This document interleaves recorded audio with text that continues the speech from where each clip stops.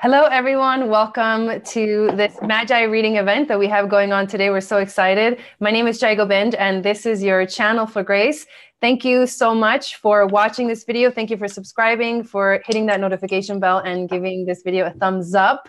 If you would like to book personal readings with me, you can do so on my website at channelforgrace.guru, and then Jason and Jessica will let you know how you can schedule personal readings with them as well. Follow me on Instagram at Channel for Grace. And the love donations tonight is a $15 minimum donation that goes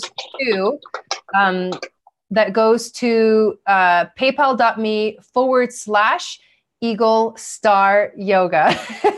So a minimum of $15 donation. If you want a reading tonight, feel free to go ahead and start making the donations. And we are going to hand it over to Jason so he can introduce himself and let us know a little bit about him, especially if you are new and you don't know who Jason is. So go ahead. Thanks, Jai. Sorry about this shaking. I just wasn't thinking. Okay. And I'm glad you muted it. But hey, guys, thanks for being here. I'm so excited tonight to be here with two amazing women, Jessica from Whispers of Grace Healing, and obviously Jai here at Channel for Grace. This is really such a privilege to me to be able to do intuitive hits with these two amazing, amazing healers. So I'm so grateful to be here. I'm with Ray of Light Tarot, if you are not familiar, here on YouTube. And if you're interested in a personal reading after tonight, you can contact me through rayoflighttarot.com. and click the Contact Me tab to book and set up a personal reading. Jessica.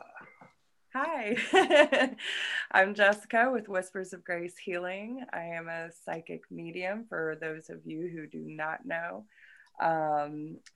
So yeah, I'm just really excited to be connected to y'all. For those of you who do not know, me and Jason go way back from when I first started, and the way that all of this has come full circle is amazing. And I'm so excited to be here with everyone. So if anyone does need more clarity after these readings, you can email me at whispersofgrace1016@gmail.com. You can also find me on Facebook and Instagram as well as YouTube. So yes, let's get the spirit going because I won't regret it. Coming in. She's good. Totally. Yeah. So welcome, you guys. Welcome, Danny. Thank you for being here and moderating. Welcome, Joan. Feel free to moderate if you'd like to. Nicole, how's it going? Rebecca, how are you? And hey, guys. Awesome. And invite your friends, you guys. I'm actually going to do that right now. I'm going to share this on Twitter. And I'm going to share it on my Facebook as well, just to let people know that it's happening live. Yeah. I just did on Facebook as well. But I'm awesome. It's cool that it lets you do that.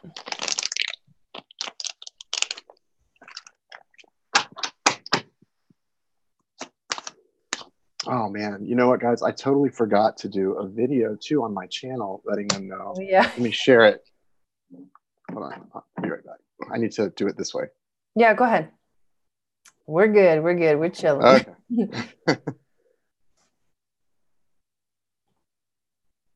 Sorry, I was going to do it, Jai, and I got sidetracked this afternoon. Yeah. Just, like I said, just there's weird energy floating around. So here we go. Okay.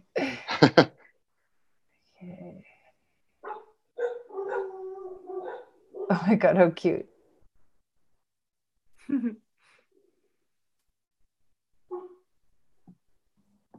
We're all like sharing it.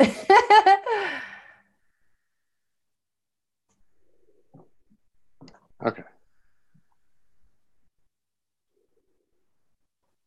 Oh, there you go. Okay, sorry about that. So William, I'm going to write your name down. I just saw that you made a donation. Welcome, William. Thank you. Thank you for being here. Guys, the best thing to do as you... thank you. Yes, guys. And the best thing to do as you're... what's going to happen with this is we'll get a list going and have your questions ready to copy and paste. Type out your question and then have it ready to copy it and have it ready to paste it when your name is called. That'll keep the flow going really nicely. And that way we're not calling on you, and you don't have to wait any longer than you already have as well. Thanks.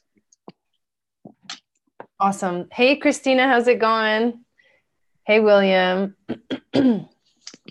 So So cool. If you would like to go ahead and post your question, William, feel free to do so. And I'll just keep writing. I'll just keep taking notes. All right, so let's say a quick intention and we'll get started, guys. Yes. Thank you, Spirit. Thank you, Source. Thank you, Universe. Thank you, angels and archangels. Thank you specifically, archangels Michael, Raphael, Gabriel, and Uriel, for being here with us and for guiding our spirits and our intuitions, and for the healing that you're helping us to give to the people here who are just here to watch and join with us, and to those who are able to donate to our channels collectively and get intuitive guidance. Thank you for all of the clear and direct messages and the healing guidance. Thank you. We're waiting for William's question.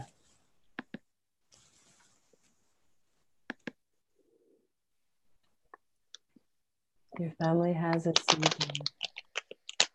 What does that mean? Hey, Sheila, how are you? Yeah, we were talking earlier about how there's been just crazy energy going around, and all of us have been feeling like this really intense, like the universe is just like kind of throwing us all under the fire over here. Yep. Purification by fire, no doubt about it. Thank you, Danny, for that donation. Yeah, so if you guys have been feeling that as well, like, and especially if you're going through kind of some crazy things in your life, like this is a really great opportunity to like make that donation and ask the question for, you know, your spirit guides will communicate with you. So William's no doubt about it. Yeah, William's question is up. He says, what is up with my twin not answering me? I see the synchronicities everywhere.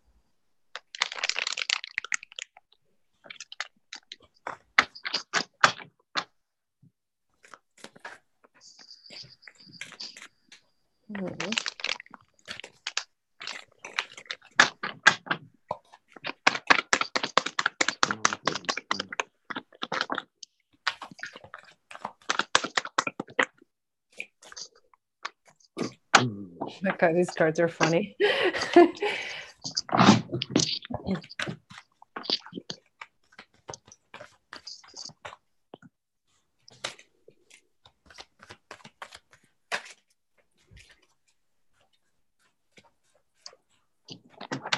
I'll double check, Christina.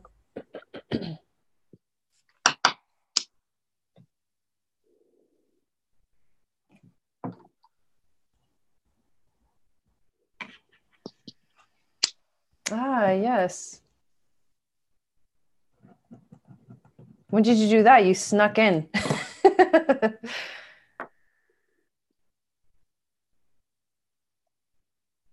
Okay. You're on the list now. Feel free to go, you guys, if you have something. Okay, I'll kick it off, guys. So I have 3 cards that came out, and definitely an overall energy through here at the bottom of the deck. Bottom of the deck is the Chariot card, and I would say there's no doubt that energetically speaking, William, there is movement happening here in this connection. You know, just because you can't see it doesn't mean it's not happening, and it definitely is happening because this person is transitioning from a state of being very defensive and very blocked off because of a heavy burden here with the Ten of Wands. Here's the thing, this Ten of Wands, it is a heavy burden and it's not easy. So you probably feel that too. If this is truly your twin and you're connected to them, then you feel a lot of that burden too. But they're doing some healing here. There's movement happening. They've got the Four of Swords. The Four of Swords to me, like, and especially in this deck, this is not healing that is pleasant, right? You're not going to be getting phone calls and eyes with heart dots from this person right now. Like, that's just not going to happen. This is good, but it's painful good. It's like, this is painful. There's see that burning field in the background there. I mean, there's a lot being moved out of the way, and there is energetic movement. You probably, I don't know how intuitive you are, or how empathic you are.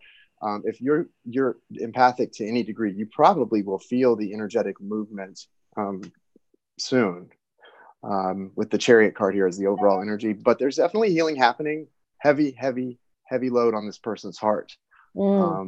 Major stuff from their past. I mean, look at this card, guys. This person's carrying the 10 wands, right, on their back. And then there's like that. Look at the behind them. Do you see that statue, that figure? It's almost like a figure of them. Like their shadow or something. Yeah, but it's a stone figure. It's a shadowy figure, but it's actually like a statue. So it's like something's not coming for. They're still carrying the burden, but to me, they're leaving something behind and in the past. And so that's good. It feels good to me. It just feels like it's painful good, if that makes sense. A painful kind of good. So yeah, be patient. And you're definitely somewhat empathic if you're a twin. I mean, that means you're a light worker and you're awakening and a lot going on. So ask for the truth and you'll see it.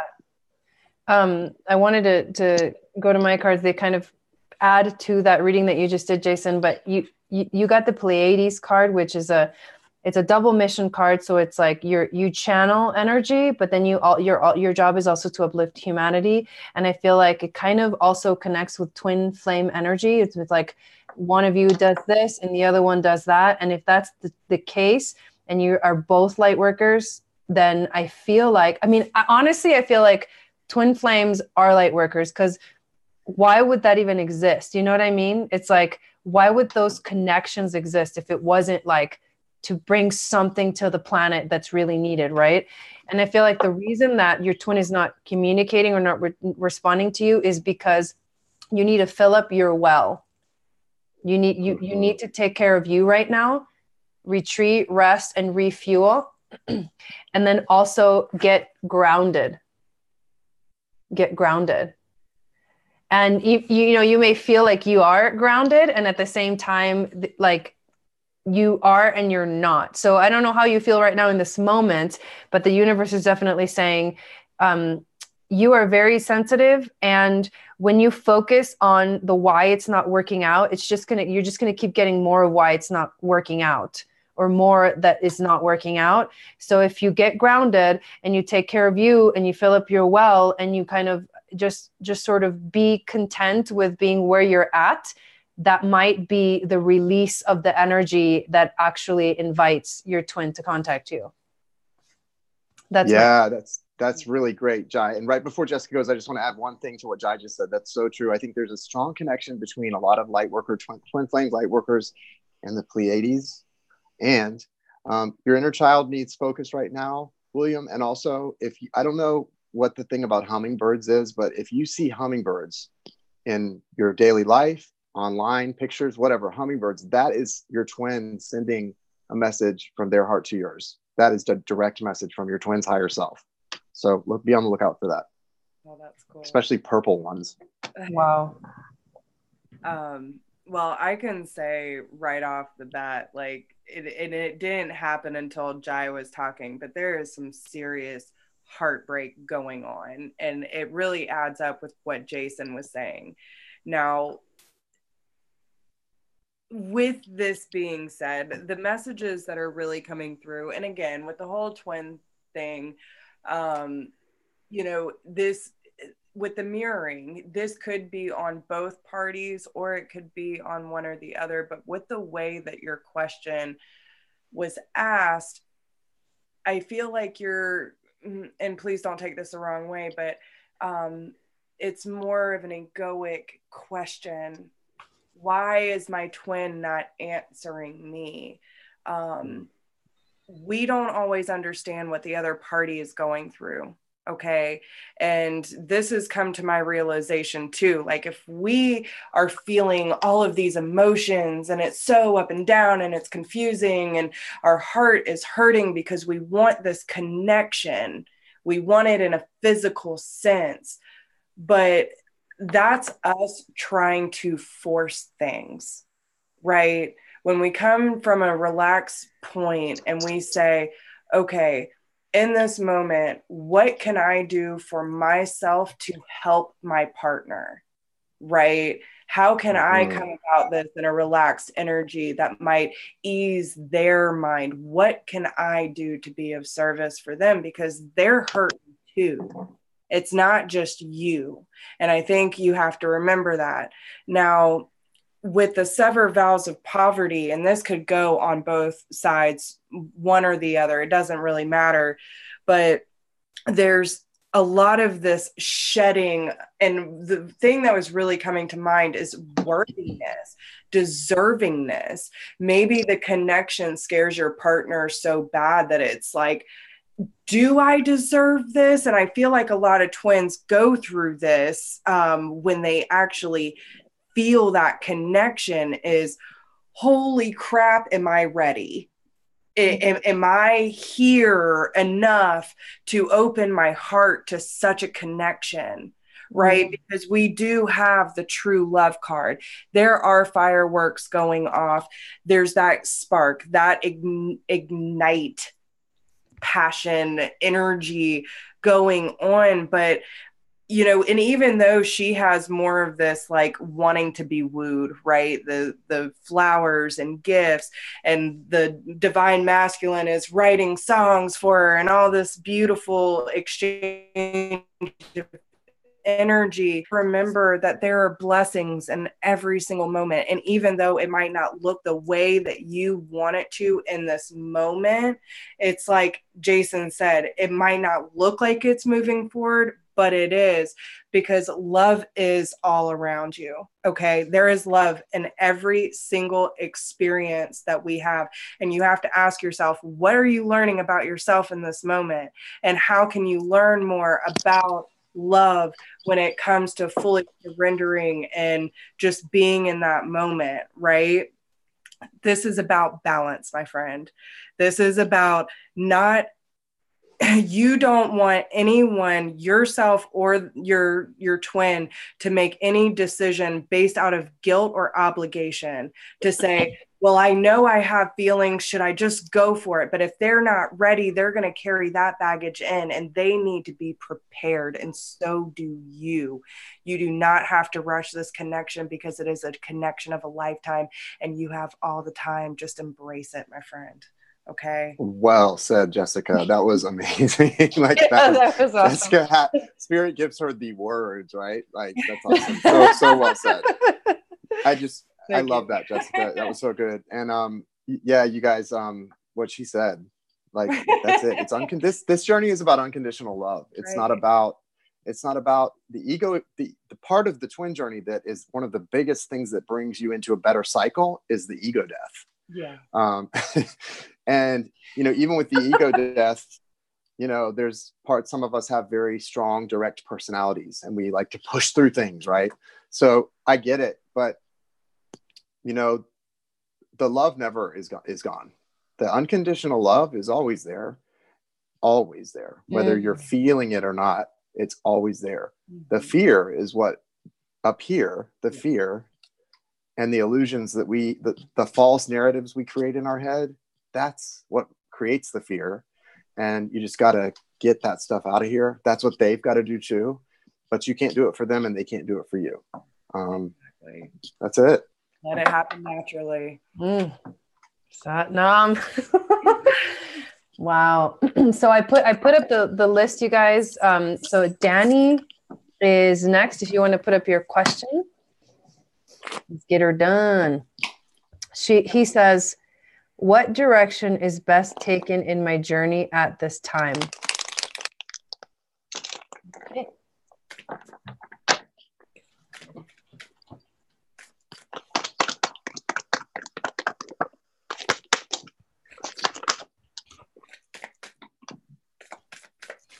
Thanks, Silver Lining Soul. Thank you, William. And you're welcome. And hey, Cynthia. Hey, Gray Valdez. Welcome in. Melody, welcome in. Jai, is this Danny, moderator Danny? Yes. Okay. Hey, Danny. I thought so, especially with the cards that came out. Tim, I just want to say hi to a couple people that are in here. Karina, how are you? Nicole, thank you guys for being here. If you want to make a donation, do it to paypal.me/Eagle Star Yoga, and then you'll get to ask a question and I'll put you on the list.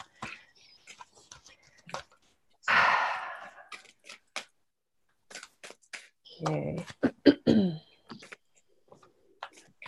Oh, Danny, I can feel you're going to get mad at me. This sucks. Okay, sorry, Danny. Remember, this is a message from Spirit. And yeah. So Danny, what I got for you, I'm just going to start, guys. Danny, I got overall energy is the Four of Wands. So that is really good stuff for me in my deck when I'm holding the deck in my hands when I see this card. Okay, this is good. Overall energy. But the two cards that flipped out at us are the Four of Cups and the Nine of Swords. So this might be like, here's what it might be. These things, it might just be like that last home stretch, you know, like you're running a marathon and the last mile I've heard is probably torturous, right?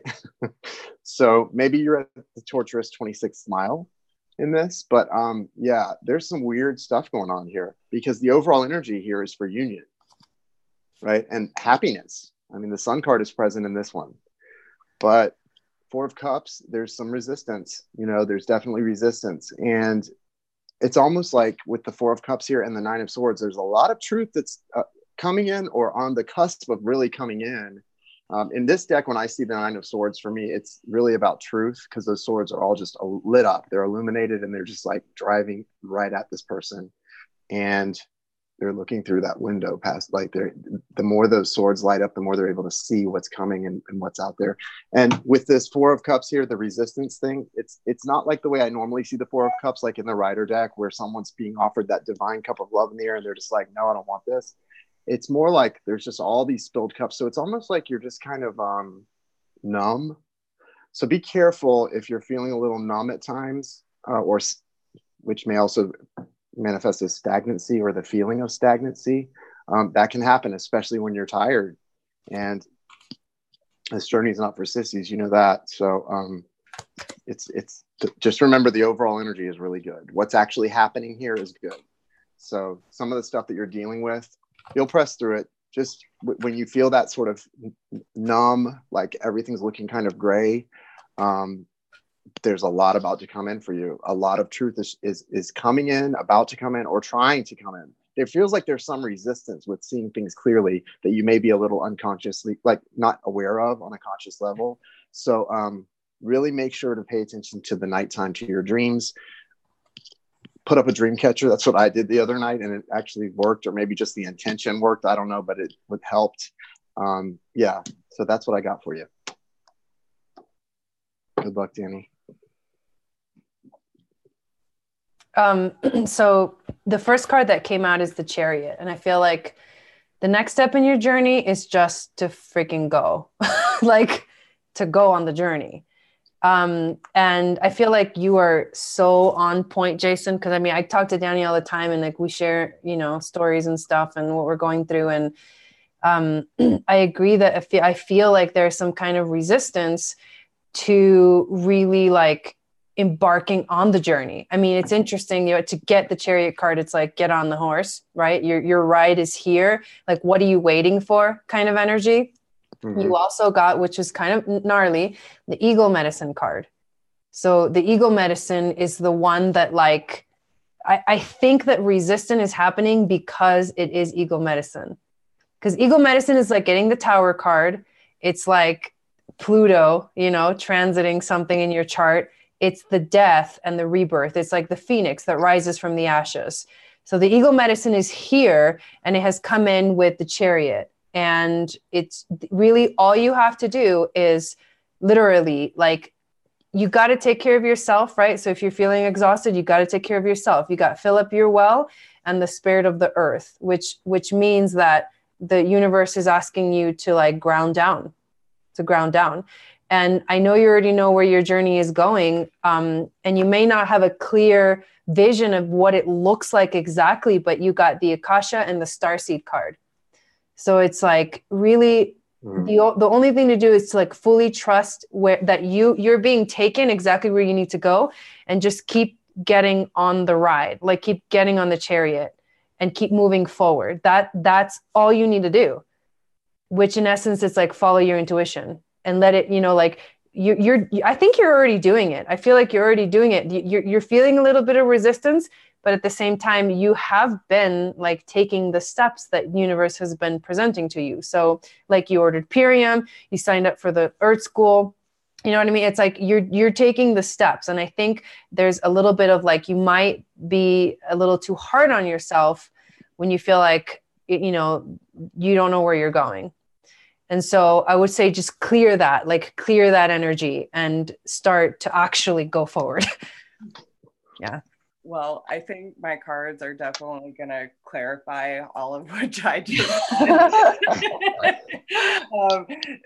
and it's actually funny because I've been using the Earth Warrior Oracle for quite some time. I've had it for, I don't know, maybe at least 6 months now. I have never pulled 2 of these cards, and we have 3. So I'm going to read 2 of them because they're really, really strong messages, and then I'll tie it all in together. So the first one you have, obviously with the number 5, you are going through some very significant changes, but there is that eagle. Okay.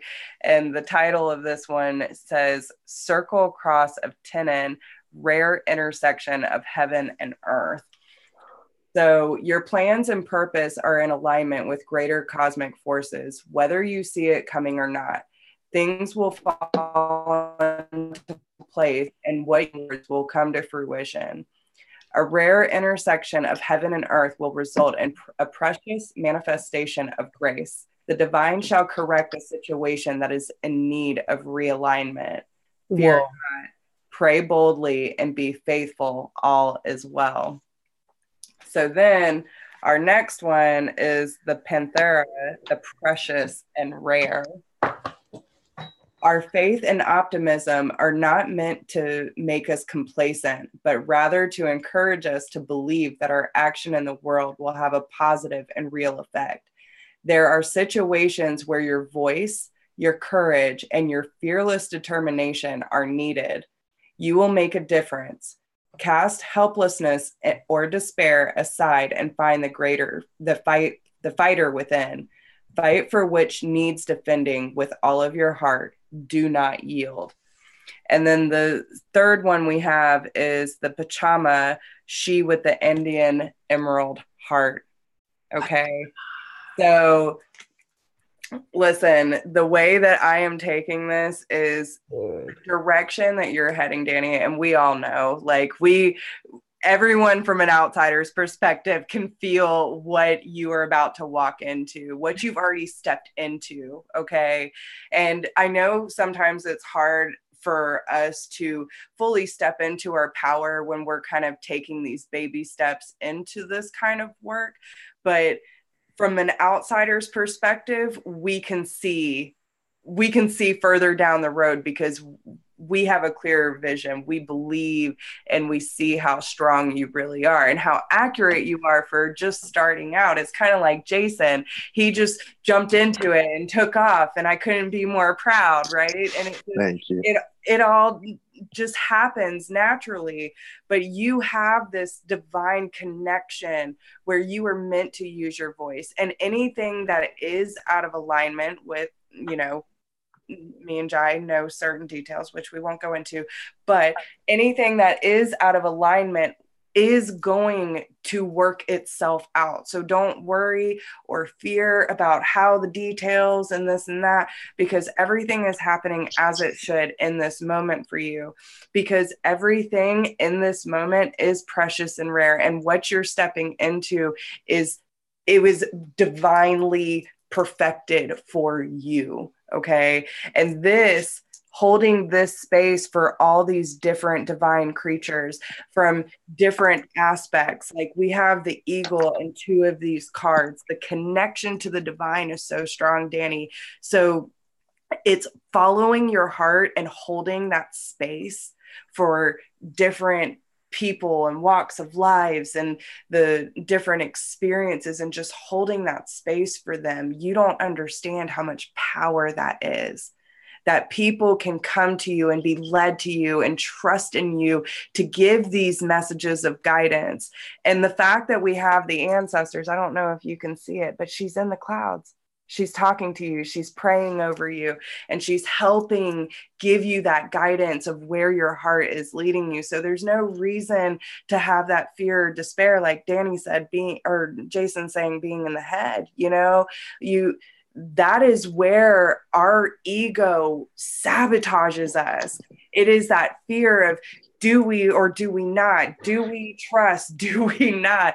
And it's a game. It's a game of the ego trying to make us doubt ourselves, when in reality, our soul already knows what we're capable of. So when you follow your heart, everything will work out just as it should. And you keep doing what you're doing, brother, because you on fire. Right. Right on, man. Yeah. Good luck, Danny. It's a tough journey, but somebody's got to do it. And Yeah. School, I think, Right. Jai, you're really familiar with Dolores Cannon, and she talks about Earth School, basically like your thing. And it's like, it's tough being here, right? This is a tough place to be, but so many people volunteer not just to do what's going on, but because you learn the most here. Apparently, this is where you really learn, and your soul really matures and grows. So. And I think I don't know why, but we picked this, so let's do it. Well, that's what I'm saying. Yeah, I feel like even like adding to that, it's like we learn, but at the same time, we as light workers, as wavers, right? We come with all the knowledge already. So it's really just about remembering, so that you can like get on track with where you're at. And in that process of trying to remember, we like get confused. We fall off the wagon, and things happen in our life. And then, but that every time you keep coming back to that place, which is like your heart center, you're on the right place at the right time, Exactly. And Danny, if you see signs and synchronicities to the degree that I do, where they're just like, I was telling Jai and Jessica, just like right up in your face, you can't avoid them. And you know exactly what they're about, where there's just no denying what's going on in your life. The only thing to deal with then is what's in here, right? Your heart's already there. You're seeing the signs. Spirit is on your side in this and trying to make you do whatever you need to do and flow the way you need to flow. So just flow. I don't want to do it either sometimes. Yeah. Listen to the song "We Are on Time" by Nako. That's a great song. What's and the Meet name Me of in the that Stars by Jai Gobind. What's the name of that card deck that you're using, Jessica? I love it. That was the Earth Warrior Oracle. Earth, I have to get that. Oh my God. I love it. When I went into the store, I wasn't really planning on buying anything, and I picked it up and I was like, I don't know if I want this or not. And then I realized I walked around with it for 20 minutes and I couldn't put it. Like, why am I even writing it? Yeah, they're beautiful. They're amazing. Awesome. So Christina's next, and she posted up her question. She says, anything exciting coming up for me this month? Let's see. And I did post the list, you guys. So, guys, I just feel like the energy is so strong right now that anyone who's in this, if you're here watching this live, that means you're probably woke.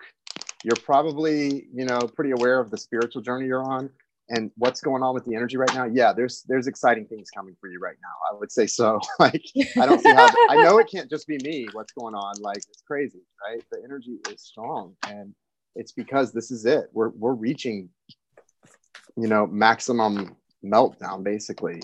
All of us. This is the ending. That's why the darkness, the more the light shines, the darkness has to really come for it, right? That's going to happen. Yeah. Well, and two, especially with the new moon tomorrow, it's where we all feel the endings coming. We have to embrace that the new beginnings that are soon to follow. Where there, it's not really an ending. It is just a transition to something amazing. Right. Woo! Oh, I like it. Oh my gosh. Hey, Debbie. Hey, Miss Joe. Hey, Ellie. How's it going, guys? Welcome in. Thank you for being here. If you want to make a donation, a minimum of $15 to paypal.me/EagleStarYoga, we will answer a question for you. All three of us will pull cards for you, and we have a list going. So as soon as you make the donation, I'll put you on the list. Christina, what is your sign again, hon? I got two here. Yes, Ellie. I'm going to let one of you guys go first. Okay.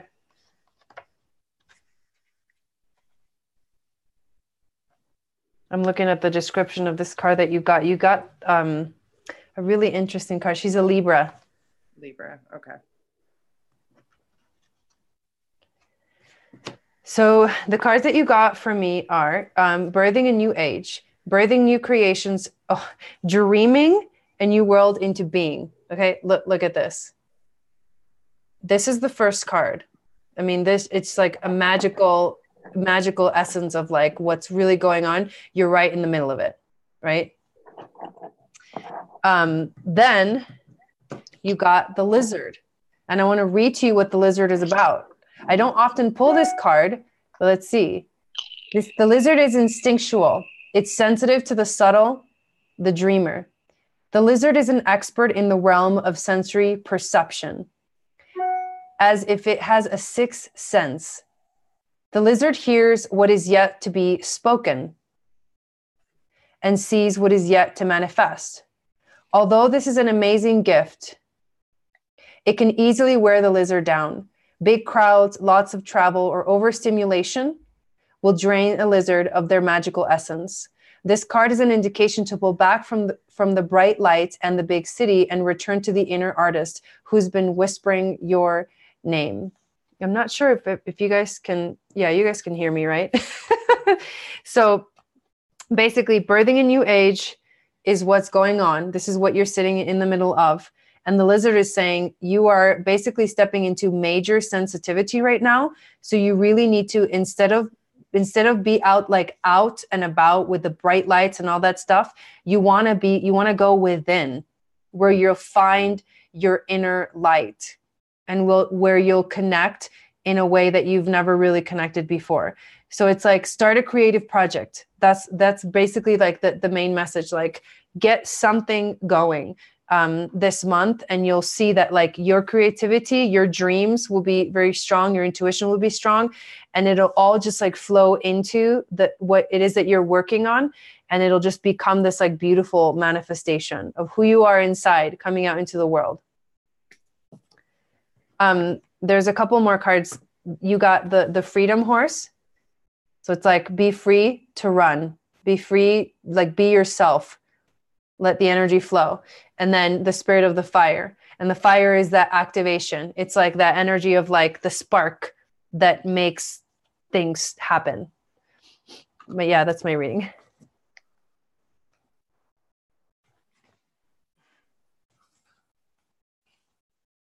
Are you ready, Jason? Or Okay, yeah, I can go if you'd like. So we've got the overall energy here of the Hierophant or Hierophant. This is definitely a message for you about, I think, that it's telling me that you want to really focus right now on things that are, I'm not sure what this is really going on with like your family. There's something familiar and traditional, like family traditions. I don't know if there's a lot that goes on this time of year in the spring with you and your family, like maybe Easter, you guys all get together, what exactly it is. But there's a lot of traditions right now that are going to help you, because you've got the Seven of Cups and the King of Swords here. And so I know that you might be going through a time of a lot of confusion or having trouble seeing you might be having trouble taking a long view of things at this time, where you kind of feel stuck in like the day-to-day, what's going on, and feeling like you can't push through and do anything that's going to really set you on the course long-term. But something to do with your family, maybe even an older brother or a father figure, somebody in your life is really going to be able to offer you a lot of guidance at this time, I feel like, and listen to their logical side. Listen to that logical side in this person who's there for you, and really allow them to give you some guidance, because it feels like you're kind of in a place of, see, when I see the Seven of Cups, I don't know why, but I always feel like this person is depressed or dealing with a lot of anxiety, because it really represents like illusions and confusion. But what causes that? Usually there's like it's rooted in like some sort of really like sadness or frustration, fears. So there's somebody that wants to be able to sort of guide you or be like a mentor to you. It's a male energy, older. And I think they may be a family member. So I don't know. Yeah. So take that. So if I can add something real quick, the Hierophant. So I'm creating a tarot deck, and some of the cards have like a different name to them. And the Hierophant to me is the Ascended Master. So it's like the teacher that comes. So it could be someone in your life that has, that essence, or it can literally be like a spirit guide, an Ascended Master coming to you, like bringing you lessons. Mm-hmm. Yeah. That's all I wanted to add. Yeah, I think it's both. I get the feeling it's both.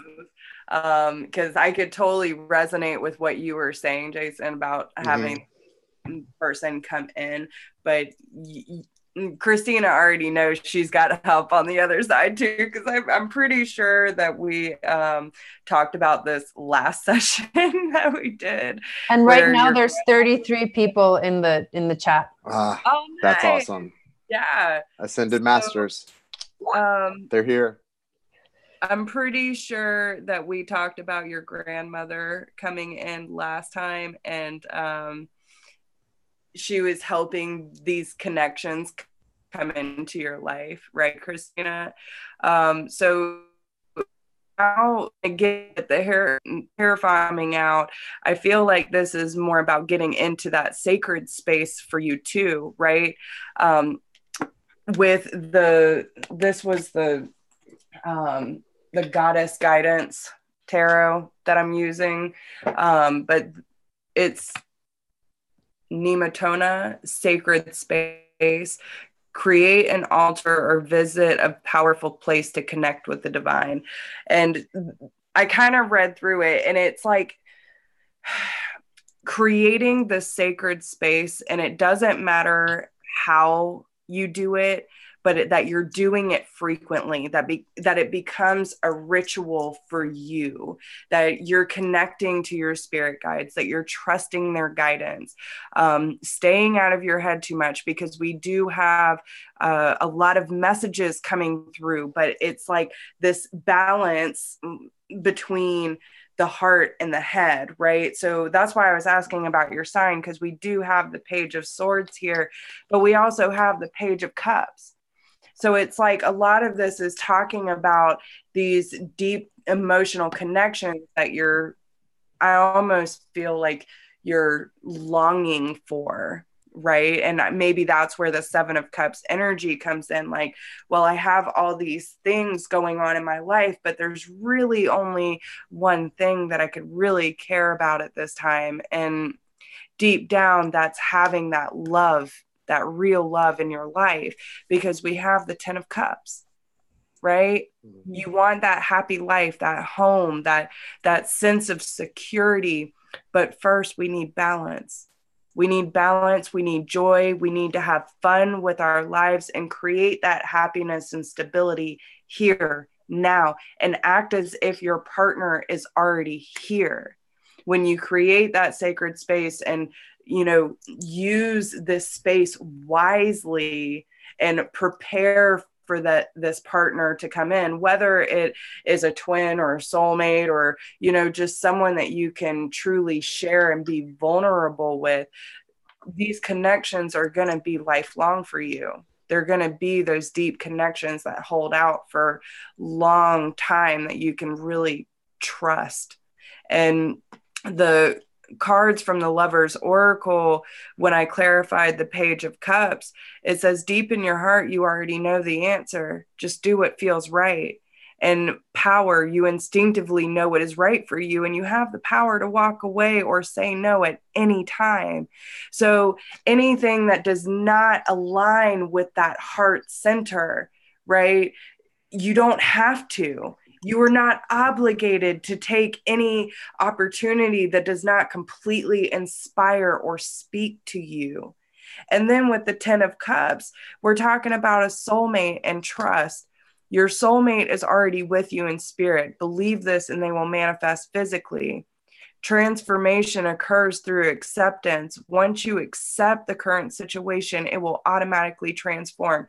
When you realize that you can already give yourself all that love and security that you are longing for, and you create this sacred space for your partner to like add as a bonus into that, you are going to manifest all this balance, this joy, this harmony, everything that you're looking for is just going to be there. Okay. And trust that your grandmother's still, that she's still pushing. Okay. She's working on it. I felt that one. That was like amazing. Everything, you guys. Thank you. That was really good. Yeah, these are Jessica, fun. This is fun. I'm having a great time. amazing. You guys are so good. I'm really enjoying this. Like, by the way, what is her sign? Her sun sign? Libra. Libra. Okay. Yeah. So that's awesome. What Jessica said and Jai said, and what she said. The page of swords, the page of swords and the page of cups being there, being present. There's a real opportunity coming up for you, not only with whoever these people, with your grandmother from the other side, with potentially this male energy who's sort of a mentor or role model, but there's an opportunity for you for a lot of growth in both the mind and your heart. There's really potential for growth to come in the near future. So embrace it. Sat Nam. Well, we've got Joan next. If you would like to put up your question. And hey, Leanne, how's it going? I'm the delivery girl. Just call in an order sending to other dimensions. Yeah.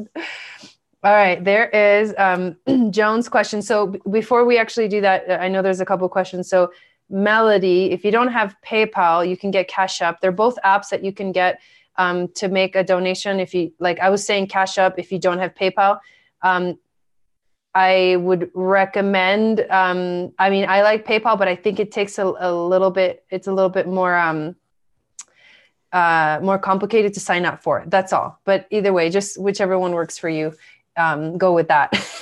So Joan's question is, I'm just flowing and filled with excitement, hope, and gratitude, just asking a general message from you three lovely souls. The correct message will come to you that I need to hear. Okay. Thank you so much for that. That's really sweet. And yes, I agree that these two are definitely very lovely souls. I am so I just feel like out of body a little bit because, you know, like you said, like I'm kind of Jessica, floating too.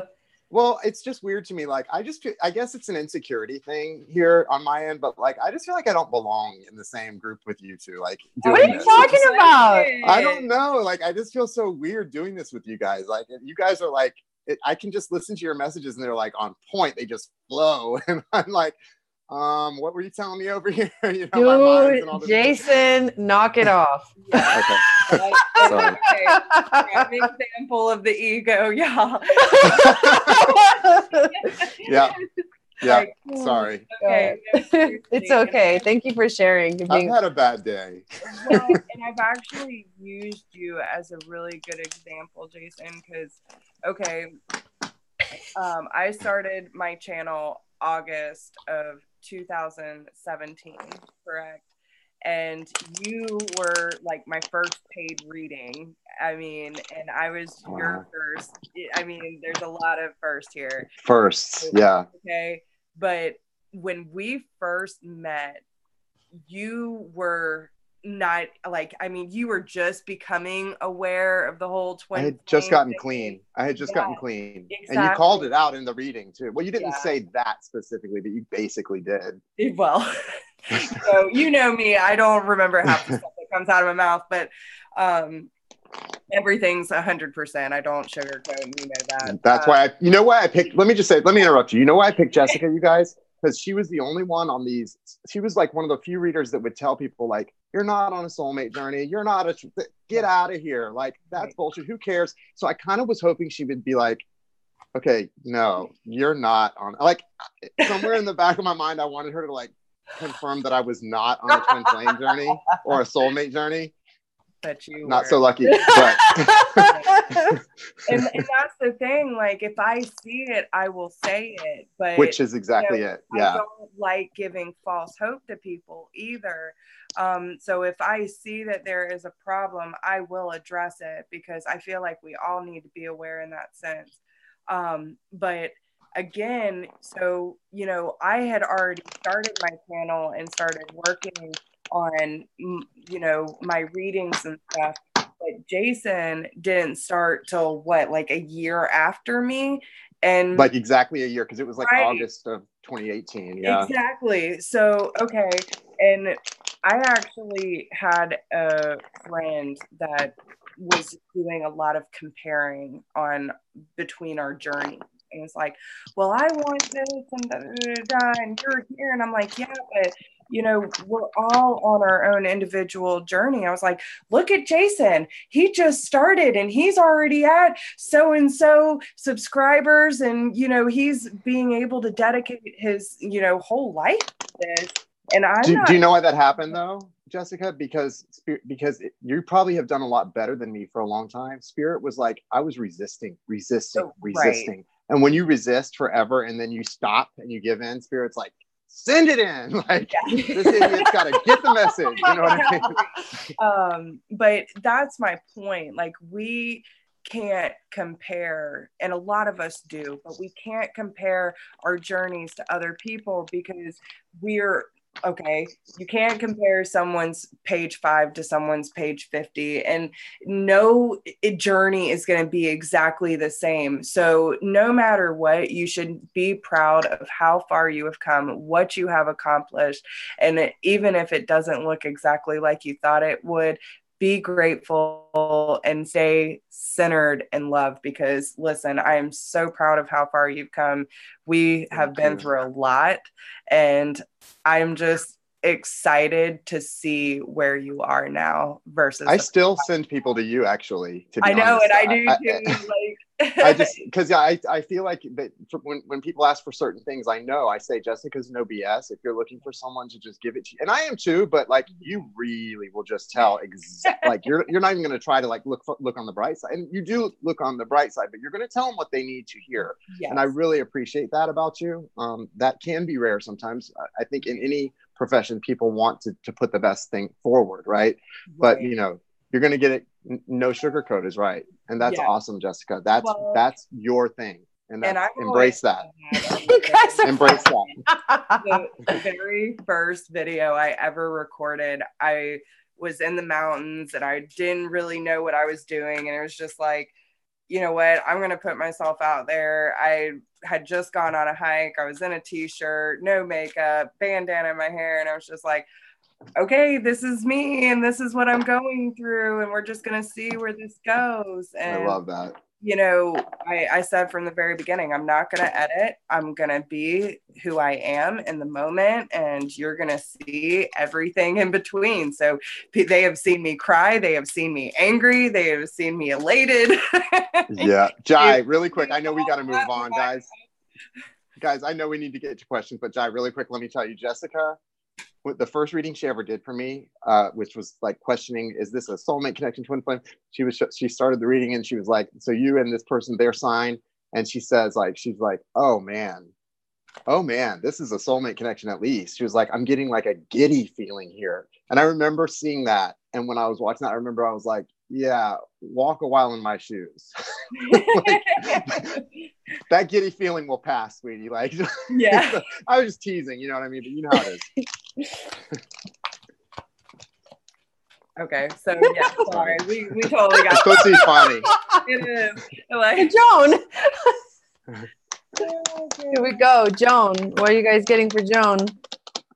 I'm getting like a potpourri of stuff. It's really funny. Is that Joan O'Driscoll? Yeah. Yeah, you've got the Knight of Cups again, Joan. Knight of Cups, yet again. I know. I got the star and the sun. I do feel like you need to do a little bit of cleansing in your life. You got the frog, and there's like a light inside of you that really, really is wanting to come out. Like really wanting to come out. And I feel this like really beautiful essence of like your life. I mean, and I don't know if this is true or not, but your life is like walking in beauty. Walking in beauty is like what the Native Americans, the tradition is, that's what they call the road of life, right? It's like when you walk in beauty, that's like happiness, that's like love, that's like that's it for them. Like, walking in beauty is what life is all about. And I mean, that's just beautiful. And to get the sun card, it's like, be yourself. Like, I feel like the face in this picture, it like feels like the essence of Joan, you know? It is. And Jai, that is her. The walking, what does it say it again? Walking in beauty. That's her. That is Joan. From everything I know about her, that's her for sure. That's so beautiful. Yeah. I mean, it's all like beautiful and positive. It's like, I feel like it's just keep doing it. Like, just keep being you. Just keep swimming, Dory. Yeah. So chariots, I'm sure this makes sense to you, Joan. You've got the chariot card for your overall energy here. You're making moves. I mean, literal, metaphysical, you're moving in the right direction every day. And there is, though, you've got the Knight of Cups. We know what that's about. I don't think we need to get into that, but you've also got the Emperor card here. So be careful. These are the two major arcana that are coming out. And, you know, for some reason, I don't know why, but for some reason, I feel like they're a little bit representing you being at odds with yourself about some of the movement you're making. And, you know, you have a very strong personality. You and I both can be very stubborn. Don't resist what spirit has for you just because you think you know what's right. Because I know I do that all the time. I was talking to Jai and Jessica about resisting, and spirit's like, no, this is the way. So don't do that. Because you've got that Aries energy coming through here for you. And I get it. I get it. Like, it's tough sometimes, but it's time to make those moves. Don't resist them. Dude, your picture, literally, I'm not kidding. Your picture on here, like, looks like this. Right. You know, it's crazy. It's like, and anyways, go on. Sorry. It's true. The essence of it. So, okay. And I agree that there's this resistance, and this battle that I think Jason is talking about is this. We have release resentments about money and block out distractions.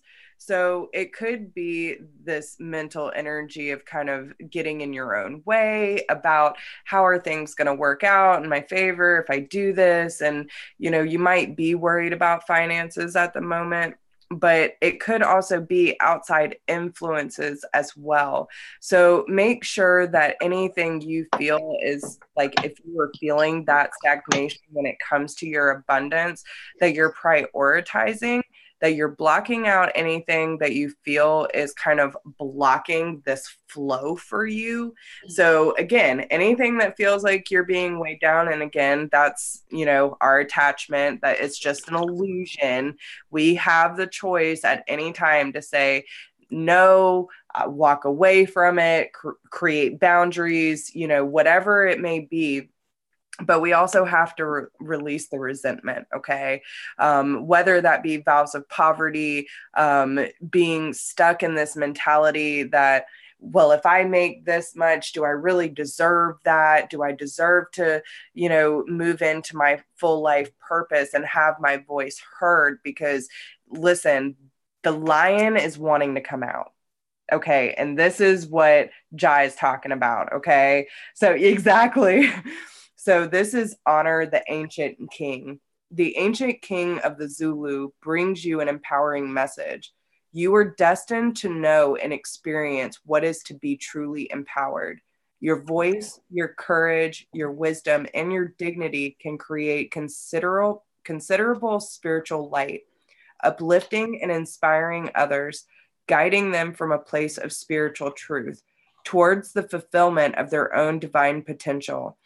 If you have been doubting yourself or feeling unworthy of the boldness of your visions, you must allow your spirit to roar, for you shall conquer all obstacles and succeed in your heart's desires. Yes, you shall. Yes, you shall. Awesome. All right, so we've got Rachel next. If you want to pop up your question, Rachel, that would be awesome. And I have been like updating the list, so there's still some room, you guys. I feel like we can take maybe like a few more names, and then we should cap it off. Sounds good. Where are we at tonight so far? 10, 10, 10, 10. Okay. So it's 10, 10 Eastern time. Mm-hmm. Yeah. Yeah. I'm good. I'm good. Good. I don't have a rush or anything. So, yep. So Rachel's question, does one of you guys want to read it? I don't have I'm just in the Zoom. I'm not looking at the chat. Okay. So Rachel says, I would like to have an understanding of how my twin is feeling about us right now.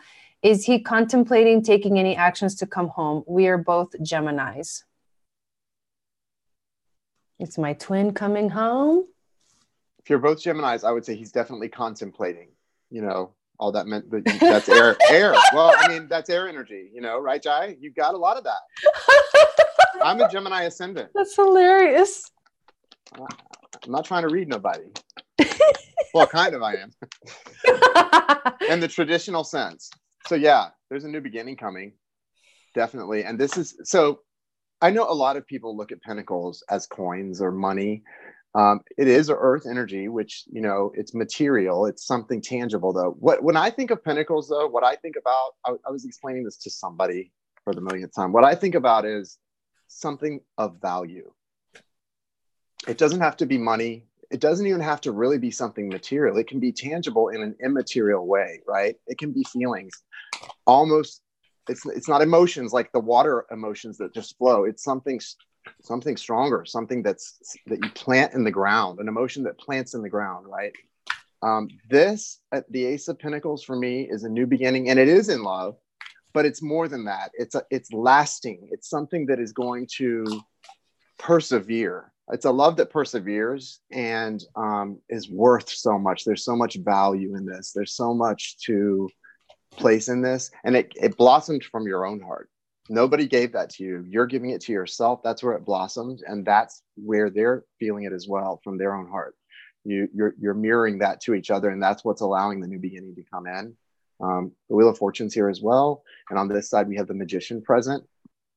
When I see these two together, it's a great sign for the future, or at least for the cycle that's on the near horizon, as far as you having the ability within yourself to really take charge and be the master of your destiny. Be the decider of, be autonomous over your own destiny. And remember that you decided to do this. You decided to do everything that you're doing. And when crazy things on this journey pop up in front of you, just remember they're probably good and they're probably leading to major breakthroughs. So even if it's a little painful and it's a growing pain, it's probably good. Look at every problem as an opportunity for growth. Can you stop reading all my cards, Jason? Sorry. No, you're good. I'm sorry. I'm not trying to. I mean, it's just a huge confirmation, though. I mean, yeah. If you don't mind, Jai, if you're still No, pulling, please do. I'm still pulling. Because Ace of Pentacles as well. Okay. Nice. So I completely agree. This is something tangible. It is solid. It is something that you can truly look forward to. On the bottom of the deck, and listen, it's going to be significant changes, and it is coming, but you have to follow your heart. You have to trust your heart and the psychic intuitions that you're picking up for each other, and find peace through the breakdown of the situation, through the separation. When you find peace, knowing that even if you aren't physically together, you are still connected by spirit, right? You are still connected by a heart, because you know that you complete each other. That's what this is. You're going to find your power. You're going to find your happiness, and you're going to find your inner strength. So there is a lot of significant changes happening right now. But overall, with the relationship, you have the 2 of Cups and the 10 of Cups. So not only is it tangible, it is solid, it is deep, it is meaningful, it is long lasting, and everything is going to come about the way that it should. So have faith and peace and understanding with this transition, and know that you're preparing for each other, because you do have a new beginning on the horizon. It says, a new adventure waits. Embrace it and live your dreams passionately. Passion, a magnetic and seductive quality surround you at present, and enjoy it. A message for you. I am thinking of you at this very moment. Your love fills me with light. I love you. So don't think for a second that they are not thinking about you, that they are not thinking about this connection, because they absolutely are. But it's just divine timing. There has to be the full breakdown, the rebirth, in order for both of you to find out where your power lies individually, in order for y'all to reconnect the way you need to. Dude. Wow. So I got literally, look, you're not going to believe this, okay? Spirit of air, the spirit of air, right? The Geminis, that's like your essences. And then warrior of the heart. Oh, wow. It's like, be in that heart space. Like the warrior of the heart understands everything that you guys just said, right? It's like, is embodied by the warrior of the heart, and you understand and you move forward in life, and you move forward with a lot of courage, despite like any fears that you have about, what's going to happen. Is it going to happen? Not going to happen? Like all these stories that we tell ourselves really mean nothing, because that's just the ego. And that's like, when you drop into your heart, it's like, you absolutely know, like, there's no one needs to like comfort you. It's like, you're in that essence of like pure love. Dude. Anyways, it's like, yeah, wow. I just want to say this too. I think Geminis, all air signs, but Geminis specifically get like an unfair rap a lot of times in the descriptions of them and the sign. I want to say this, my Gemini double meaning, my Gemini ascendant and my Gemini outside of me, my Gemini has the biggest heart of anyone on the planet. Biggest heart. Now, Geminis get in their head. That's the problem. It's true. You guys, you get in your head too much, and it's hard for you to drop into the heart space. But when you do, nobody has a heart like that. So I don't want to hear it about Geminis. Yeah, no, I just had to say that. My best friend. You're right. Yeah, I know. Yeah. And she's always had that same issue. She's always in her head. She thinks of that, and she has a hard time actually seeing situations clearly. Right.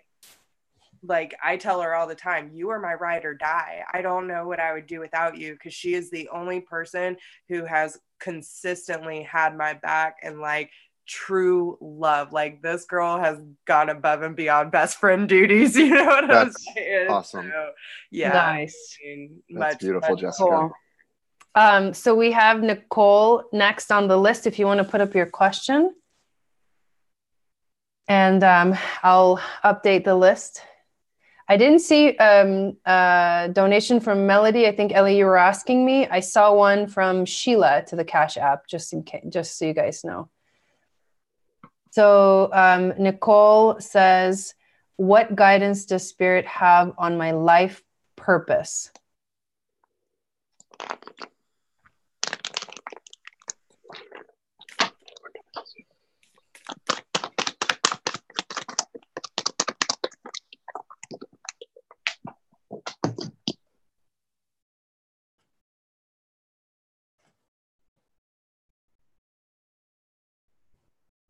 Jason dropping cards.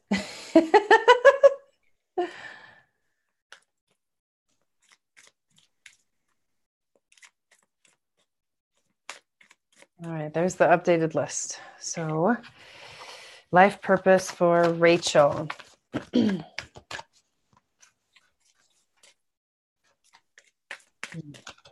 By the way, thank you guys so much for being here.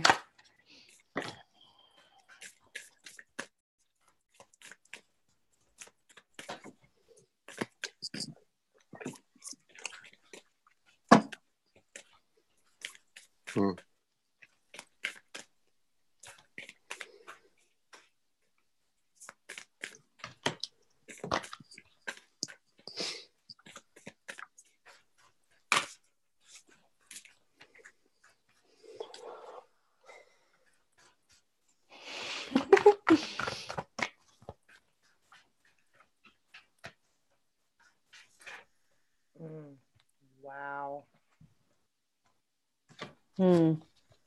Mm-hmm.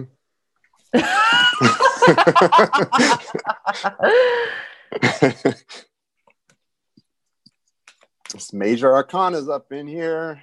Okay, I'll go first. I'll let you guys go. So I got the Council of Light.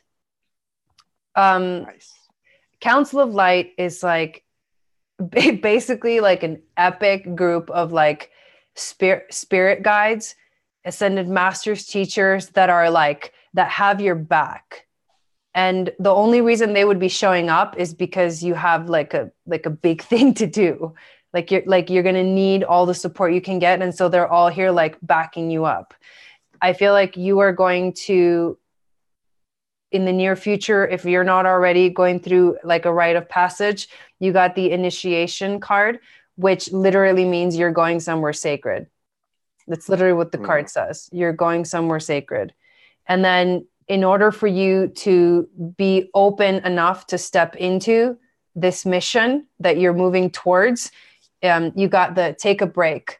So like give yourself the time to assimilate what's going on for you, to actually allow yourself to take it all in, because it can be a lot if you try to like do it all at once. And when you awaken or when you get activated, like the messages start like flooding in, right? Like Jason's example of like, when I surrendered, Spirit said, okay, let's go full force. That's what happens. So it's like, get ready, get yourself ready, like take the time that you need for yourself. Yeah. I'm just going to jump in too. There's an awakening here of some kind, and it definitely feels like a rite of passage. We've got the Judgment card on this side here. This, you can see, I think that's an eagle or a hawk, and it's flying across this sun.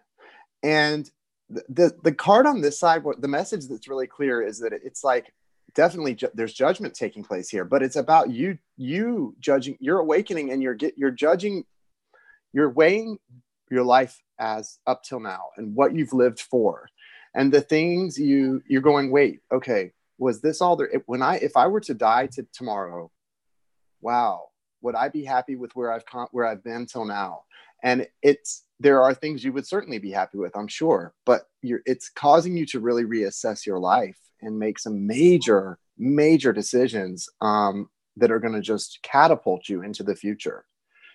And I don't know what's been going on in your life recently, but there's also the Temperance card here, and there's a lot of balancing taking place. That cups pouring from that gold cup into that silver cup, and vice versa. It feels like you experienced a great love, but you had to go on a solitary journey, and you're kind of doing that a little bit into the future, in the near future too.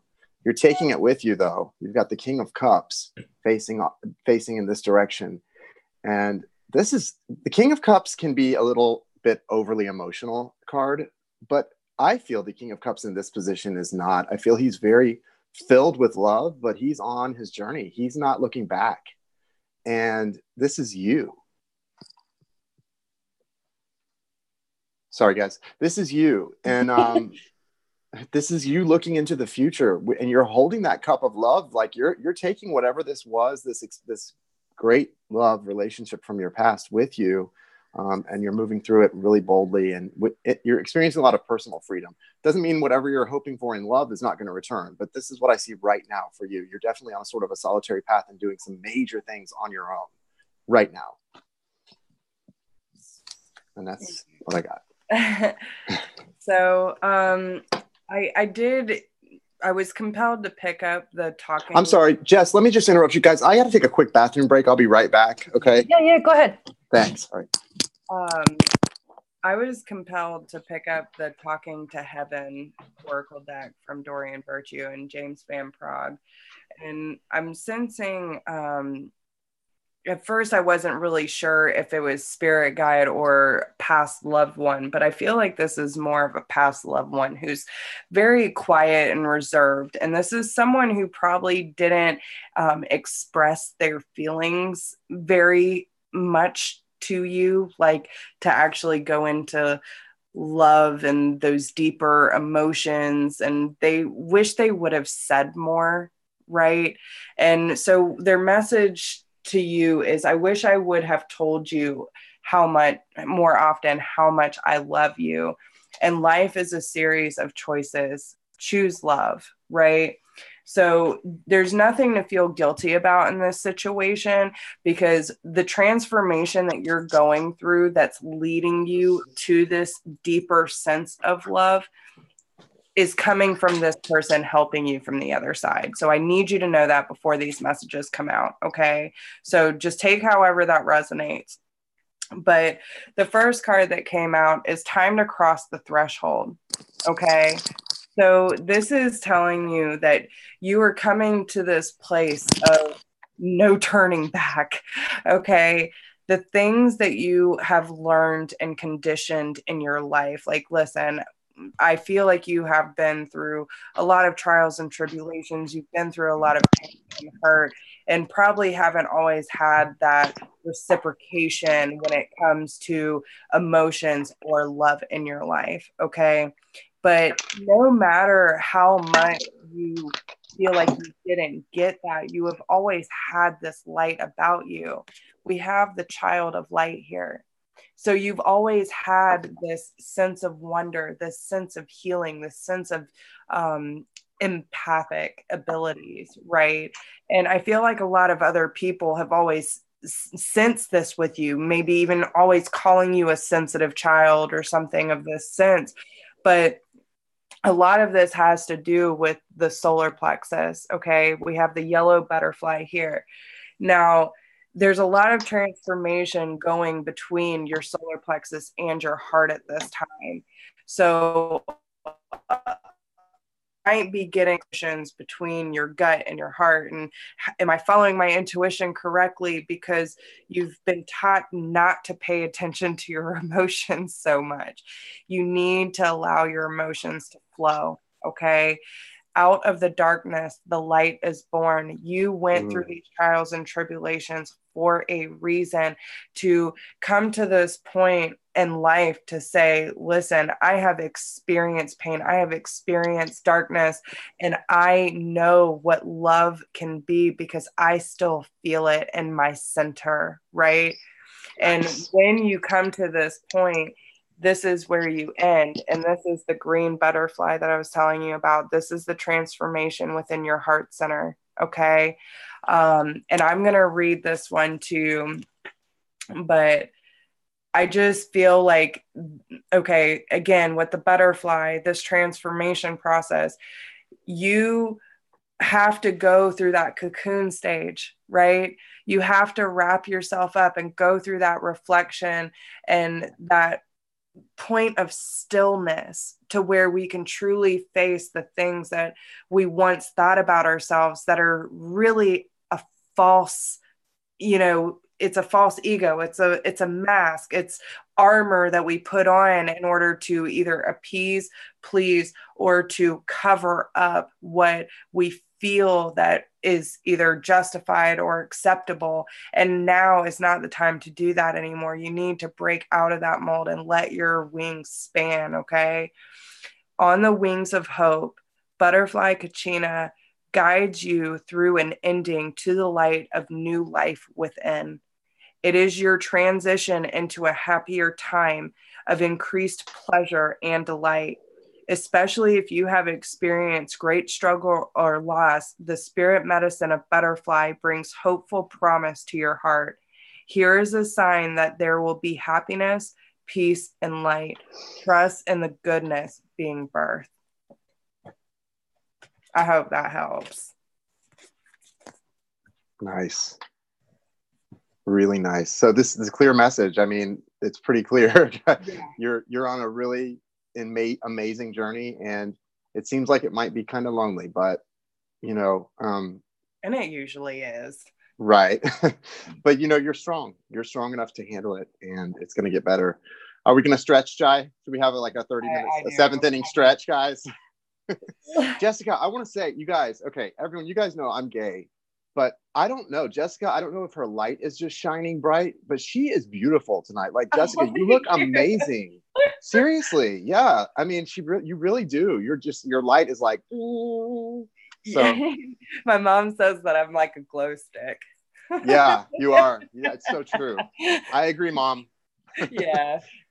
I don't know. I just feel really good where I'm at in my life.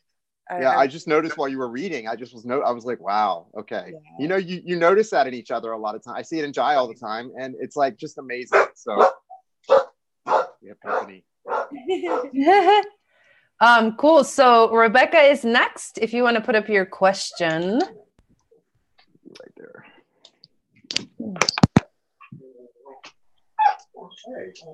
I know, Danny. I saw your comment and I turned it on. Okay, Rebecca says, any guidance on where my kids and I should move? Western US, New England area, or other, and how finances will be affected by the move? Where are you now? Any guidance on where my kids and I should move? Western US, New England area, or other, and how finances will be affected by the move? Okie dokie. You're in Tennessee right now? Okay.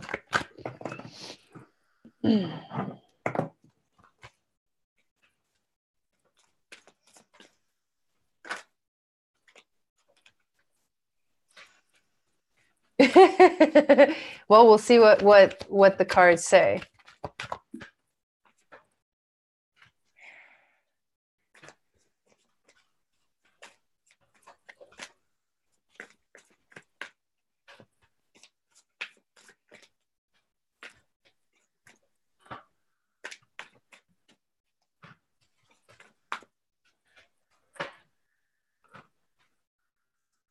Interesting display of cards you just got.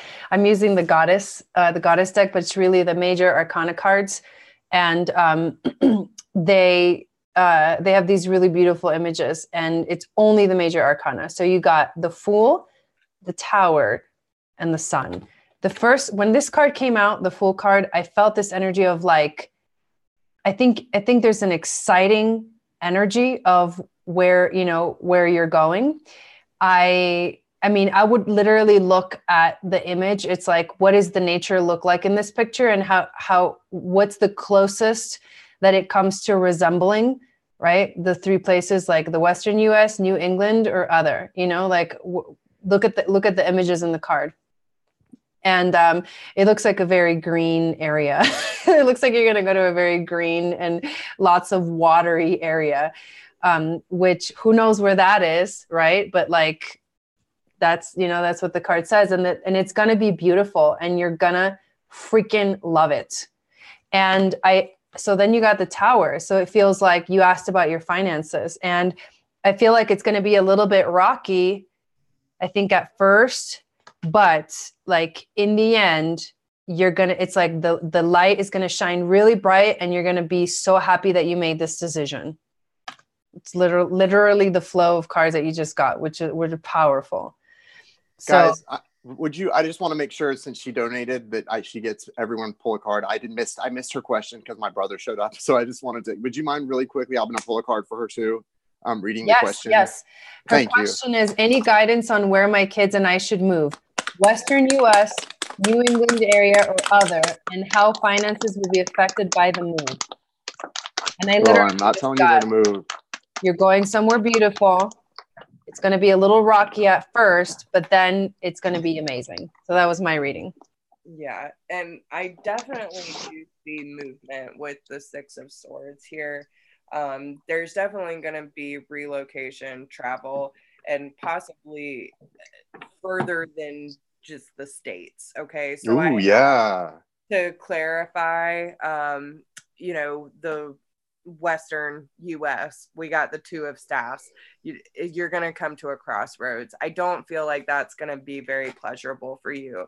Then I also asked about New England. We have the King of Staffs. So yes, you would probably be in a better position in this, but I still don't necessarily feel that that's it either. Then I asked, well, is there anywhere else that she should go? And we have the Eight of Cups. But look at the scene, Okay, can y'all see that? So it is exactly what Jai was just describing. Wait, where's it? Right here. Yeah. Green. Wow, there's so much similarity in those two Look at cards. that. Look at that, guys.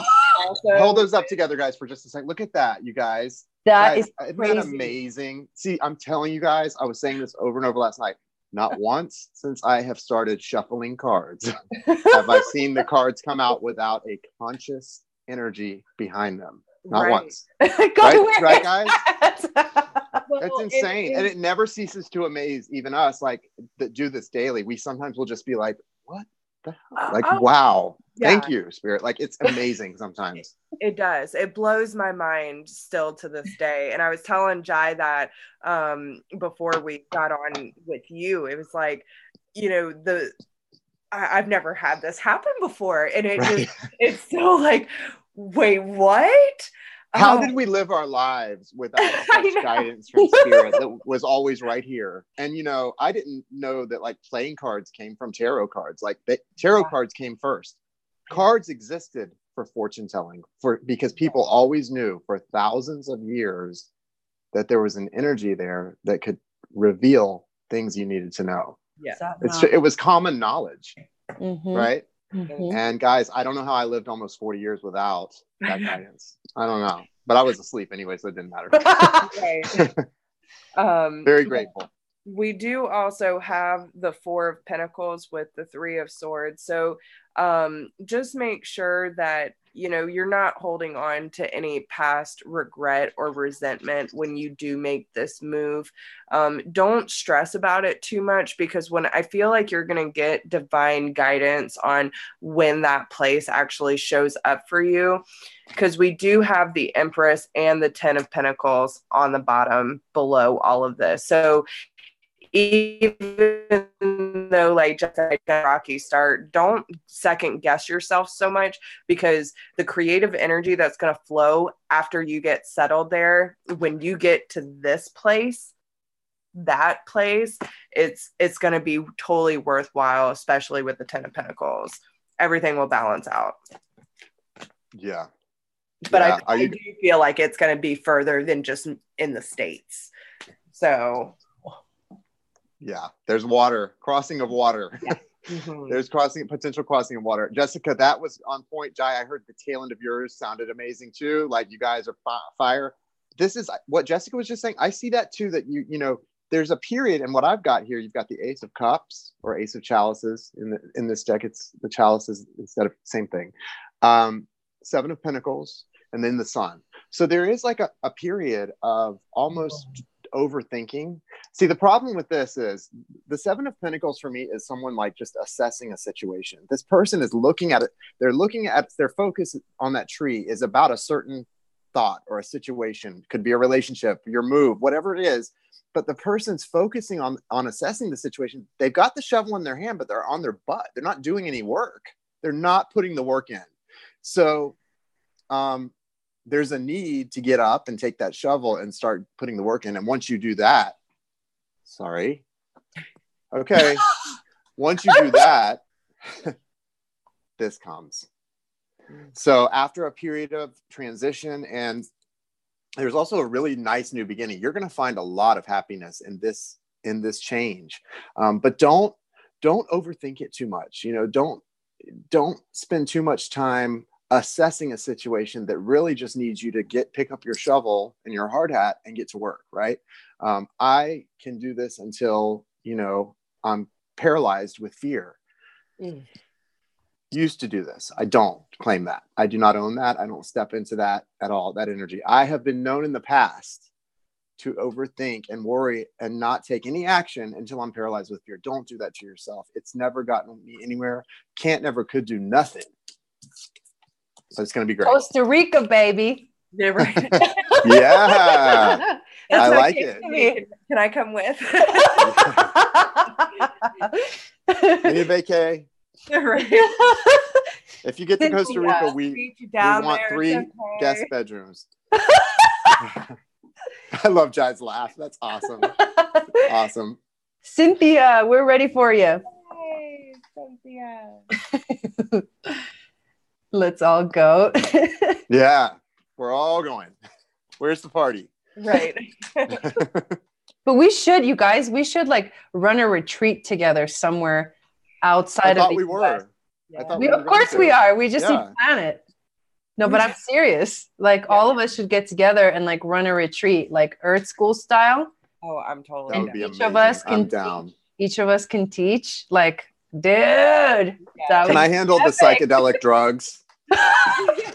I'm just kidding. That was a joke, guys. But no, I think that's Dad, Jason. that's an awesome. I was just thinking about. I was considering doing this ayahuasca thing sometime next month, but I don't think I'm doing that. But yeah, I was considering. I mean, it's definitely something in my orbit, that I've thought about. But I know a big part of that is about getting the awakening, and people use it to like change their life and get healing. But I feel like, Jai, you pointed it out to me, like maybe you don't need it.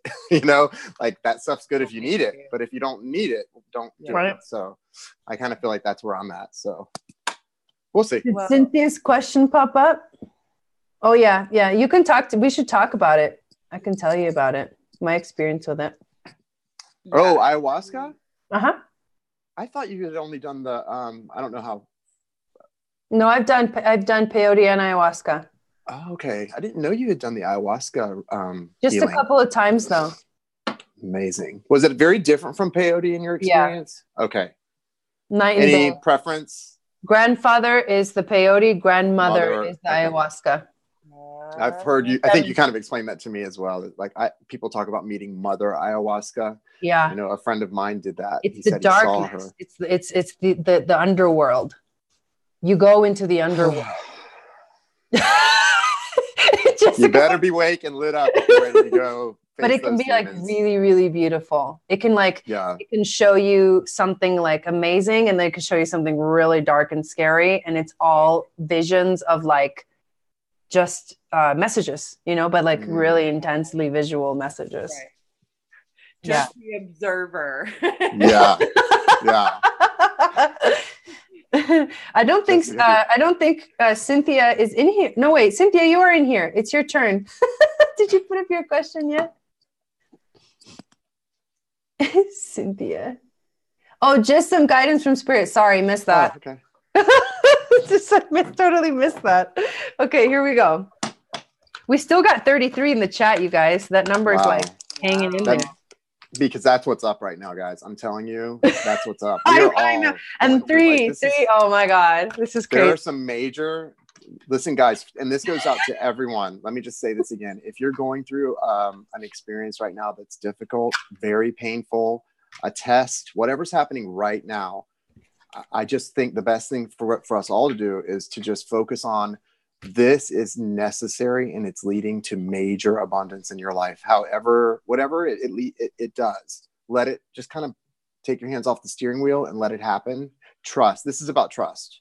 Trusting source, trusting that you're supposed to be going through whatever you're going through right now. I'm supposed to be going through what I'm going through, and knowing that if you can keep the vibe high and trust, it's a great opportunity for growth. And we're going to get through the other side of this and be ascended masters, all of us. Let's do it. Dude, yes. I got to show you what I got, because these cards kind of flew out. You got the Sacred Mountain, which is Machu Picchu. Machu Picchu in Peru. It's the most powerful place I've ever been to. One of the most powerful places. I actually did the Inca Trail. So we go through the forest, the mountains, and you enter through the Sun Gate. And I just found out that they used to have these stargates embedded in their architecture. And it was because they believed in the stars, right? It's like, so there was these literal stargates, and we entered through the Sun Gate, which is the sun is a star. So the card right after that is Dream Traveler. You can't even see the name because it's green, and kind of see it right there. Dream Traveler. Anyways, like a dream, right? This card is like a friggin' dream. It's so crazy.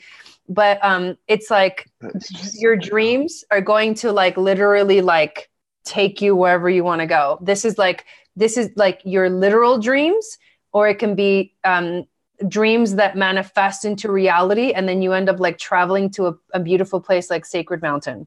And then you got Grandfather Sky, and it's like the sky's the limit, right? Infinite possibilities. It's kind of like getting the Wheel of Fortune, and also that powerful like sustaining divine masculine, like loving energy that just like holds space for you to like be yourself and make like it's that manifestation. Like the word manifestation keeps coming up to me. It holds space for you to create, to make something. Yeah. And that's, I think what you just ended with, Jai, is what I've been feeling looking at my cards. Creating, doing, it's about an energy of action. Also, I'm feeling a need for action too for you. 3 cards came out for you on my end, and you've got the 6 of Pentacles, the 3 of Cups, and the 4 of Pentacles was the overall energy. So let's start with these real quick. With the 3 of Cups, there's a real need as you go through this experience. This is different than maybe a lot of people see 3 of Cups, but this is what, with this deck specifically, it's a real need to really count your blessings. Okay. Count your blessings, exhibit gratitude. And I'm not talking about just a little gratitude journal or saying thank you for things. Really exhibit gratitude. Do you see those 2 cups? They're flowing over. It's like the Psalm 23 from the Bible. The Lord is my shepherd. They say my cup runneth over. Well, you've got 2 cups that runneth over right here. And whatever this 3rd cup is that you're waiting for the universe to fill, that you're holding up, make sure you're holding it up in gratitude for the other things that are already perfect the way they are, because that's how you get more, is by being grateful for what you have. You don't get more by a lack mentality or by complaining about not having it. You get more by being grateful for all the blessings you have. And you've got some blessings, my friend. Also with the 6 of Pentacles, you're kind of taking a bird's eye view of this situation, and that's good. There's a lot coming through to you. I think a lot of an energy of wisdom coming through to you, especially maybe in your dreams. So be aware of that. You may want to do the dream journal thing. It's hard for me to do a dream journal. What I started doing is, when my alarm goes off on my phone, it says, what did you dream? Because that's when you remember what you dreamed, is right when you wake up. If you don't think about it, then you may not remember your dream. So I started remembering to ask myself, what did you dream, right when I wake up? If that's your first thought, you will remember a lot more about your dreams. So you might want to do something like that. And then also, like I said, need for action. What Jai was saying is so on point. And this is the 4 of Pentacles. The 4 of Pentacles traditionally can represent a need to let go of some things in order for more to come in.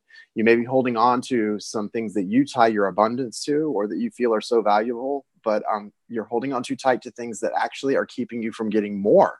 That cup you're waiting to be filled, it can't be filled as long as you're holding on to things that at one time may have had a lot of value, but do some inventory, because they may not have the value you think anymore. And it's time to take, again, action. Whenever I see these people seated, but like in this situation, she's like, or he or she is looking forward. I was saying she for you, but this is a man. He's looking forward out into the future. And look at these, see all these towers. Those are portals. Those 11 out in the future. And so that's spirit saying you've got all these ascension portals to move through spiritually, right? You can't do it sitting down.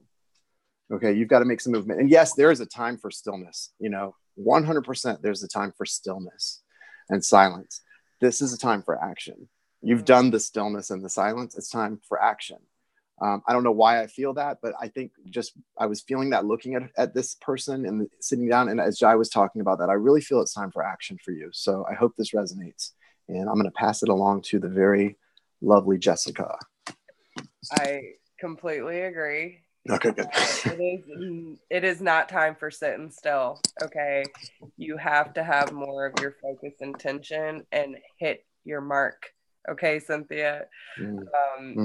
First, there's a lot of progress on your path. You have a lot of power behind you that I don't think you're giving yourself credit for. The things that the load that you can carry and that you have been carrying for a long time, it's time to kind of reprioritize some things and focus where you want your intention to be. The goddess card that you got today is Diana, and it says, keep your unwavering thoughts, feelings, and actions focused on your target, and you will make your mark. Okay. And this is where that intention, and with everything that Jai and Jason were saying about knowing where those portals are, and having that gratitude for everything that you do have is just going to bring more abundance in. And when you have that focused intention, you will know exactly what you need to do in that moment. And spirit loves that divine, like inspired action, right? It's not overthinking and, okay, well, this does make sense. It's no, this is what I need to do. I'm going to go do it. And it just all lines up and the synchronicities, and then everything just flows together. And that's just how it works. It's beautiful. But we have to trust that when we have those inspired, feelings, that we act upon them accordingly, right? So from the Earth Warrior Oracle, we have blessings from the sun of Hanapacha, okay? And it says, I'll hold that up for y'all so y'all can see it. The condor swiftly brings the will of Great Spirit to Earth through the gift of powerful medicine. Despite great odds, even in the face of what may appear to be an inevitable defeat, extraordinary triumph is at hand. This is the prophecy of resurrection, of the rising up of what was thought to be lost. It shall happen with unexpected and surprising swiftness. Your divine destiny is now held in the guiding hand of a great spiritual master. Okay. And then we also have Hayaka, sorceress of light. No enemy shall defeat you, not by day, not by night, not upon the earth, nor in the soul. You are divinely protected and empowered. You shall fulfill your destiny with joy in your heart and laughter in your belly. Play, be in nature, feel the freedom of happiness within you, even in this moment. There are your sacred powers, and with them you shall take every step upon your journey successfully, and nothing shall thwart your divine destiny. Mm-hmm. Woohoo! That is beautiful. I feel that, guys. That makes me want to jump around and dance like a child. Do it! Seriously, I mean, like, it's just I mean, when you are being, listen, it's kind of like goes back to my childhood days, and I'm so grateful, guys. And for those of you, I know some people that have had bad experiences in certain religions, have some negative thoughts. I had, obviously, being gay, it wasn't so easy growing up in a Christian family, but I'll tell you, now that I'm healing and awakening, I remember the good things more than the bad. Like, I take the good and leave the other stuff, let them have it. But like, I think of the old saying, if God is for us, who can be against us? And I mean, that's what that's saying. If God is for you, if source, if the creator of all of this and all of the energy, the source of all of that energy, and the beings that have been sent from that source, that are helping you, if they're for you, what man should you fear? Nothing. None. Yeah. That's the answer. None. Christina, you can put up your question while we're chatting. Sorry. It's okay. It's okay. I just want to make sure people know. You guys see the list. I posted the final list. So just have your question ready. And when you see that we're done with the reading, just post it. There it is. Boom. Okay. Walked away today at a meeting with my cancer twin after a 2-month separation. How was that meeting? She was in my intuitive session last night. Yeah. I pulled cards for you about this meeting. I want to hear about this. Can we get? So she said, you pulled the 10 of swords for me last night, Jason, and I let it fall, letting go. Any love messages appreciated. Jai, you were in there? She says we broke up officially. I'm so sorry to hear that, but this is good. It feels like a good vibe, actually. Not sadness. Breakups are sad. They're hard. But Jai, weren't you in there when we did this one for her? Does this? Do you remember this? No, I don't. Okay. Was this you last night on your channel? Last night on my channel, yeah. When you came in, and you came in because I did a question. Okay, I don't remember it, but yeah, I was there for most. I know. So I want to say, I don't remember, we pulled the 10 of Swords and also an ace. I don't remember if it was the Ace of Pentacles. There was a new beginning here. So you keep that in mind. There's a really strong new beginning here. And sometimes the things that seem like the most painful and terrible endings are really, like Jess was pointing out earlier, they're really the new earth. I mean, that's what we were talking about in ending, but it's really leading to the new earth, to an amazing experience for, you know, all of us that are here at this time. So yeah, keep that mindset as much as possible. And it's okay to feel what you're feeling. I know you're sad, but I know you feel a little empowered as well. I can feel that power that you feel from this. I mean, we're all the way through the wires. I can feel it. So I know you're feeling empowered, and just try to lean into that as much as you can through the sadness. You got the 8 of Cups over here. So remember, this is your choice. You're in charge.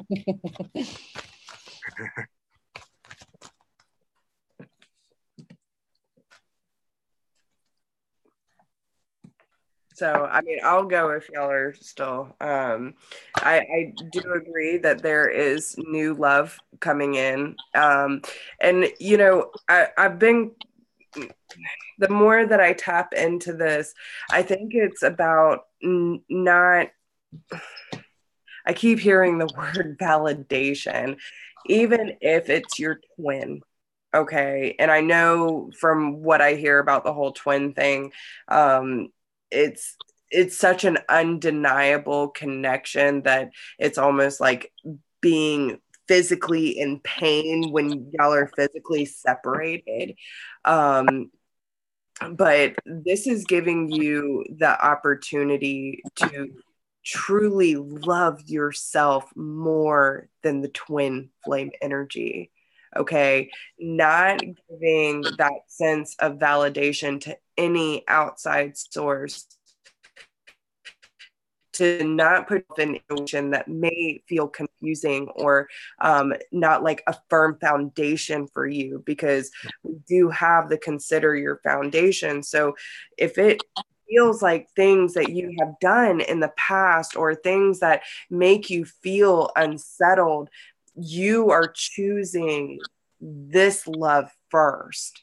And that's a really powerful moment in itself, because they're telling you, you need to appreciate this moment and maybe that's where this empowerment's coming from, because even with you being physically separated, it's giving you an opportunity to look more closely at what is actually happening beneath the surface, not what is being portrayed, but what is actually happening here in this energetic exchange.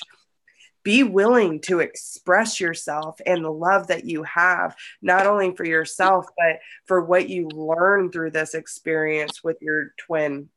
Love is all around you. And this is a miracle and a blessing in itself, because you've already made this connection. It might not be exactly what you thought it would look like meeting your twin, but that connection is still undeniable, right?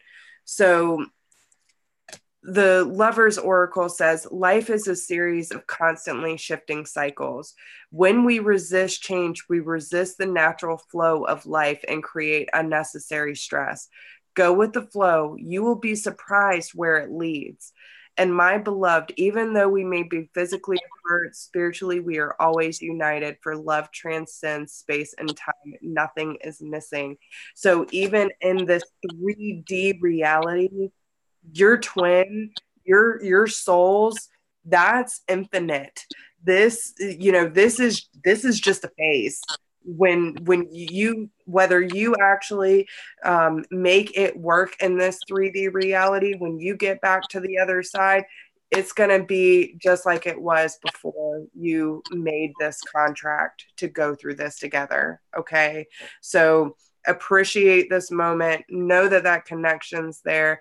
Pray for both of you to go through the healing that you both need, and just keep loving your your twin as much as possible and hope that they get through what they need to in order to realize their highest good. Okay. Keep doing the same for yourself.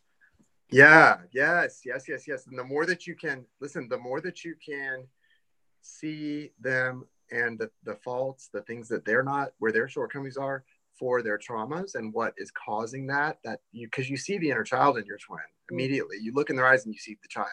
So that's why it enables you to immediately love them in that way that you maybe don't give everyone else in life that same grace. You're going to forgive everything they do wrong. And then once you do that and you see, you already know you can do that with your twin. The real test is learning to do that with yourself, because that's who we're the hardest on. And when you can look within and start to forgive yourself for all of your faults, because you know it's all related to those traumas that you know, that poor child did the best it could, right? Right. That child is not responsible. And now the inner child needs to stop protecting your heart with all those walls that he or she has built up.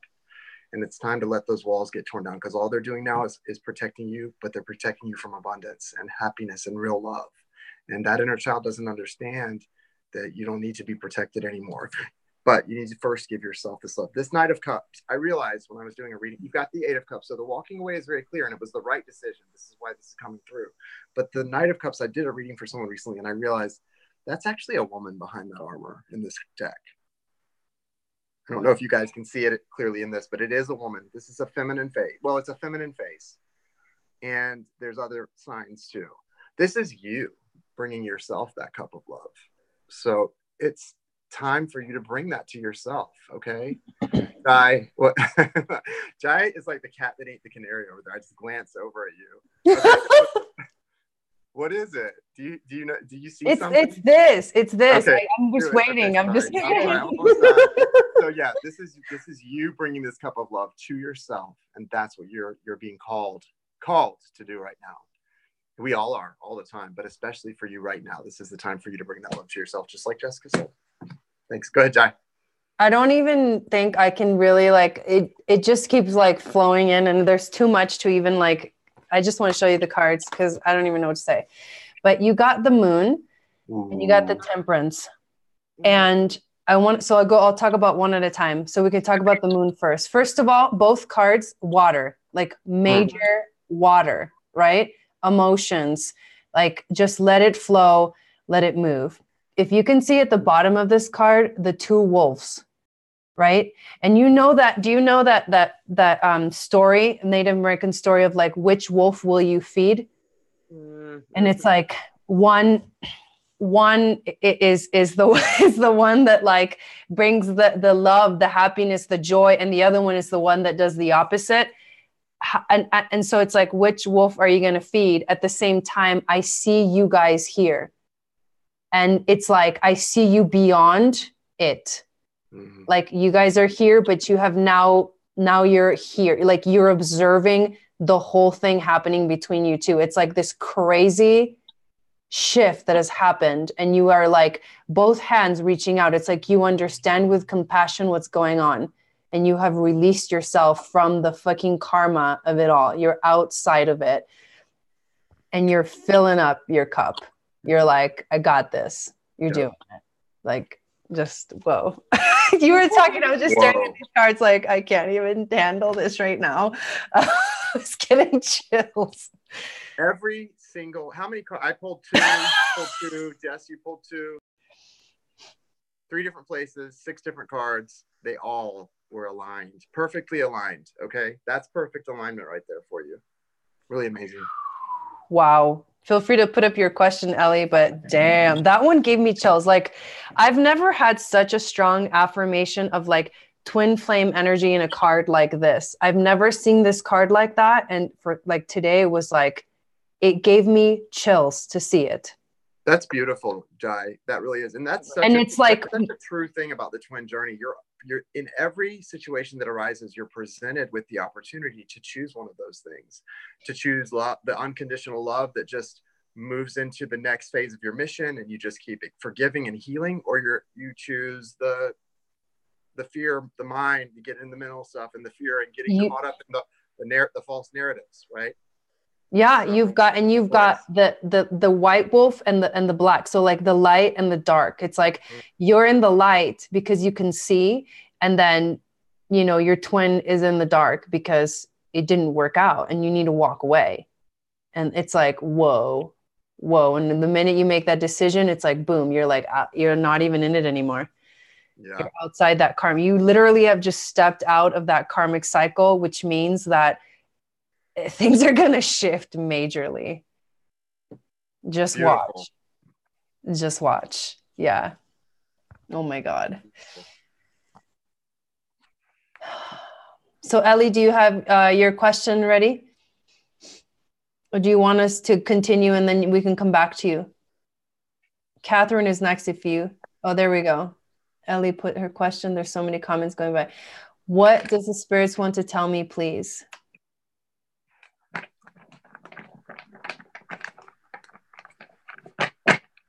Yeah, the chills keep going. So general reading for Ellie. Whoo! I think I'm going to pull an animal card for you. Damn, that reading that was epic for me. When it flows, it flows. And it flows. Ellie.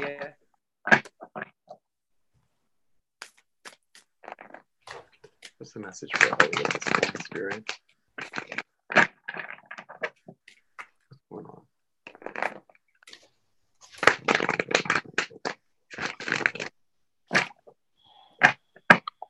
I'm going to launch it, okay? Go. With the black egg. Ooh. Speaking from an authentic voice and speaking the truth. The black egg contains one of life's essential treasures, the truth. Inside of it resides no confusion, excuses, small talk, noise, or lies, not even white ones. This living and breathing vessel harbors only that which rings true.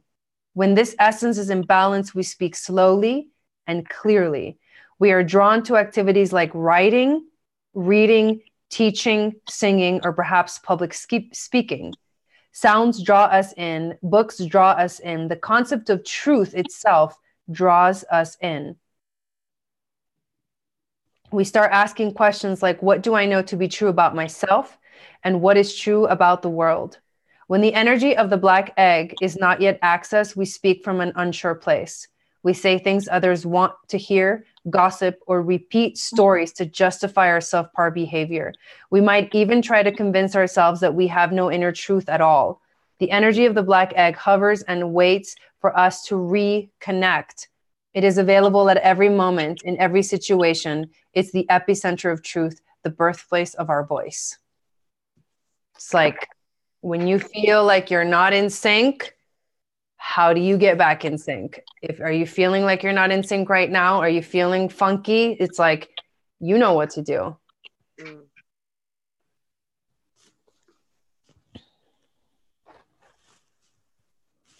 All right. Well, I'm going to go real quick, Jason. Okay. Yeah, go for it. Okay. So the goddess card that you got is the golden opportunity. Important doors are opening for you right now. Walk through them. So with this card, so it's a mermaid dancing in the sea. You see the dolphin in the background. What I'm taking from this, and with the card that's clarifying this is about really coming into your divine feminine energy. Okay.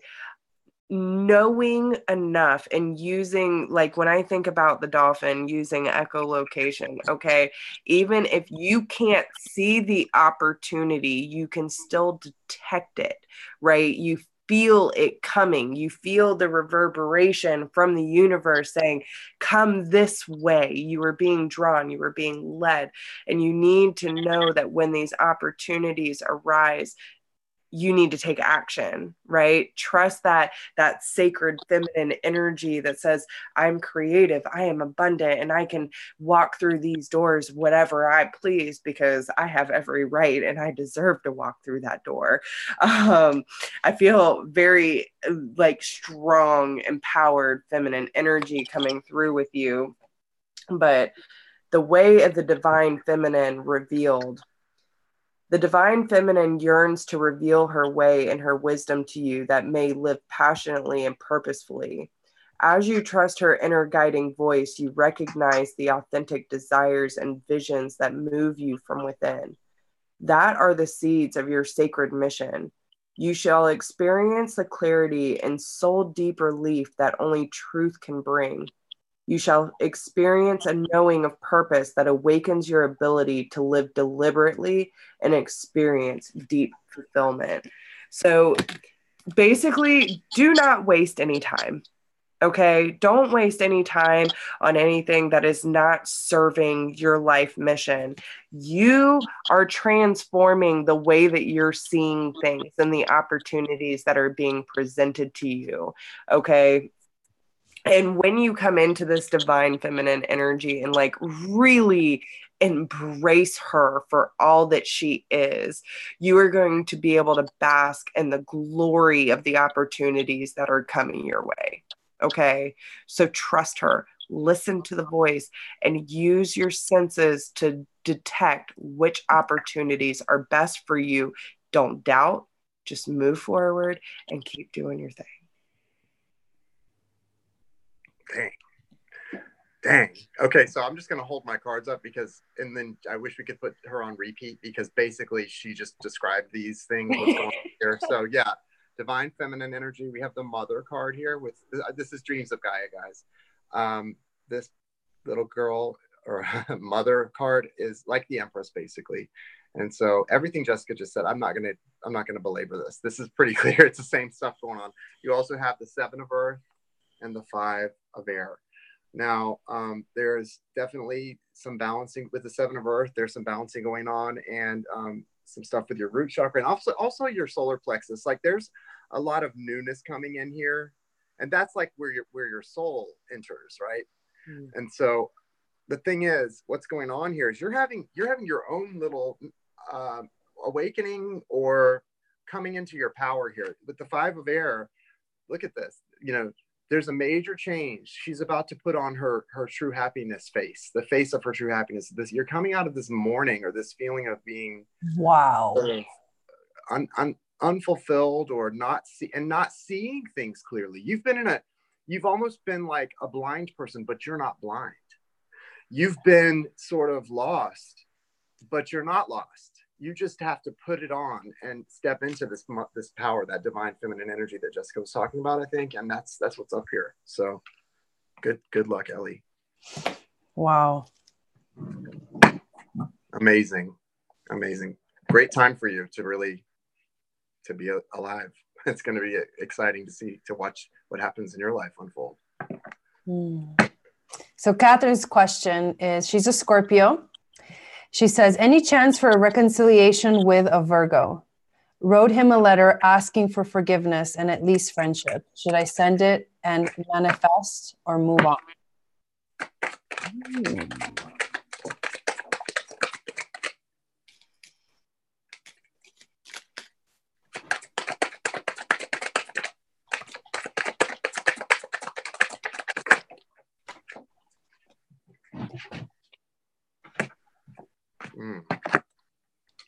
Whoa. All right, I'm gonna have to start this, guys. This is go. Okay, so you've got all major arcana except the last. Well, no, I'm sorry. All major arcana. 5 cards came out. I can't help this, guys. So Journey, Destiny, Faith, Divine Masculine and Feminine, and the Counselor. So I'm going to really try to push this all into one quick little thing here. So look, there's Destiny. This is a major, what you're going on here is a major journey. That it's divinely guided. You don't need to really worry too much about, do I send the letter, do I not? Because guess what? If you don't send the letter, this thing's divinely guided and it's going to work out the way it's supposed to. If you do send the letter, this thing's divinely guided and it's going to work out the way it's supposed to. And I know people get frustrated when I say things like that, but here's the thing. In a journey that's this divinely guided, you can't do really a lot to harm it and you can't do a lot to help it when it comes to your interactions with the other person. It's all about what you do in here. Okay, it's your growth. And that person loves you unconditionally. So doesn't matter what you say to them and do. Yeah, I mean, you want to treat them with respect, but when it comes to like the letters and the reaching out, doesn't matter. You focus on your inner journey and they love you unconditionally. When they see that soul growth in you, that's when things happen. Mm-hmm. It's that simple. You don't need to say, hey, look at me. You don't need to. You don't need to convince anyone. Anybody. Like, and I completely agree, Jason.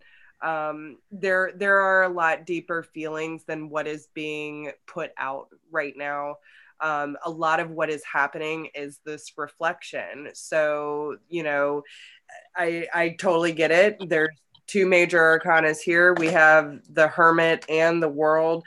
So there are some karmic cycles that are kind of closing out, but I feel like most of this is not only the spiritual growth that is happening on both of you, because we have the reflection card. So both of you are learning and experiencing from this in different but very similar ways. With the Page of Swords here, I feel like the only way that you can do this is just live in your authentic truth. Speak your truth, feel your truth, live your truth. And, you know, no matter what, everything's going to come full circle. And like Jason said, no matter what you do, I mean, you could act a complete fool, but there's still these emotions there. So it doesn't matter what you do in this moment.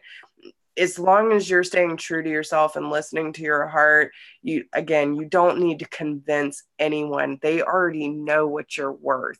So it's time for both of you to realize that on your individual parties and learn from this experience so you can grow and then meet in the middle here. Right. Right. They know your worth. They know your worth. They know. You know your worth the way they do. That's when things really come together. Right. You have to know your worth. Amen. Yeah, it's true. You got the Akashic Records card. This is, like Jason said, this is a divinely guided thing. This is the connection to the Akashic Records is basically past life stuff, memories from, lives on, maybe you've had past lives together. That could mean that. The star, literally, you've got three major arcana, by the way. The star is asking you to have faith, like believe. The belief and faith is like what makes things happen, makes things manifest. And the universe is also asking you to stand in your strength right now. So you got to dig deep and like figure out what is it that needs to happen next. Because you know deep in your soul what to do. And the answer is there. So I would say, like, what I'm getting is like meditate, like sit and focus and meditate and let the answer come to you. Like ask your spirit guides, angels, and teachers, like, what is it? What's the next step? Right? Because the other card that you got was the Page of Swords, which is basically like, it's time to take action. But none of these cards really say exactly what that is. So what you need to figure out what that is, but it's time to make a move. Yeah. And some kind of move. Yeah. Yeah. Sorry, Jai. I just want to say, because I know none of us really gave you like, yes, do this. No, don't. So let me just say, I know your question was, should I send this letter? I'm not saying yes or no either, but I really think Jai said you need to take action. That may be the action, that may not be, but I want to just say this to you. It really usually, when it has to do with any kind of an action you take, whether it's a letter or anything else, it's got to do with intention, setting the intention, visualization, and your inner knowing. I mean, you probably already know in your heart what's going to happen when you send that letter, good, bad, or otherwise. Yep. So that's the strength card. It's like, it's in your heart, the Leo, right? Leo is the heart. Yeah. Real quick, I just love the description of the star card in my Vice Versa book. It's like 3 sentences. I just want to read this to her really quick because I think it's so hopeful and beautiful. It says, the star is a card of hope, even in the depths of despair. Come what may, the stars will keep shining. The ibis and the acacia are both signs of healing bestowed by the gods. Whatever your beliefs are, renew your faith and your trust. Your destiny is already written in the stars. and indeed, you yourself are made of stardust. I just think that's beautiful. Yeah. That's so true. So true. And I will say too, because I feel like this is something that a lot of people can use, and just from personal experience, it's helped me get through a lot of those overly emotional and confusing times, especially when it comes to other people, because being empaths, we pick up a lot of energy, and due to our conditioning, we have a really hard time actually deciphering what's ego, what's the heart, and why am I feeling this way? Well, first off, anytime I get triggered, I always make a list. What am I feeling in this moment? It could be anything, okay? I can feel so many emotions just by one trigger, whether it be angry, sad, disappointed, confused. There's so many emotions that go into triggers, but bringing awareness and putting a face to it usually helps release some of that tension. But then once you listen, I'm a digger. I love digging for information, even with myself, which isn't always fun, but it works. So once I make this list, right, of everything that I'm feeling, I get to the root of the issue. Okay, well, why am I giving this person so much control? And it usually doesn't necessarily have to do with said person. It's okay, I'm reacting to their behavior because it's triggering something within me that feels insecure, right? So that's where you have to really get to the root of the issue and figure out not only what are you feeling, but what is the actual trigger point.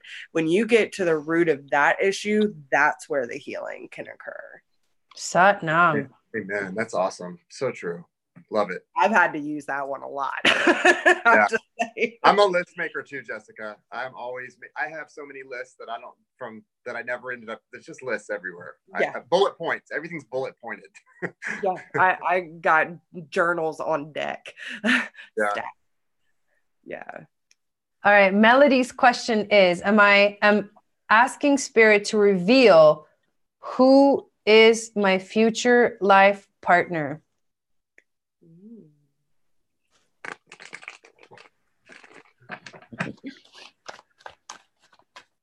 Who is for? Melody.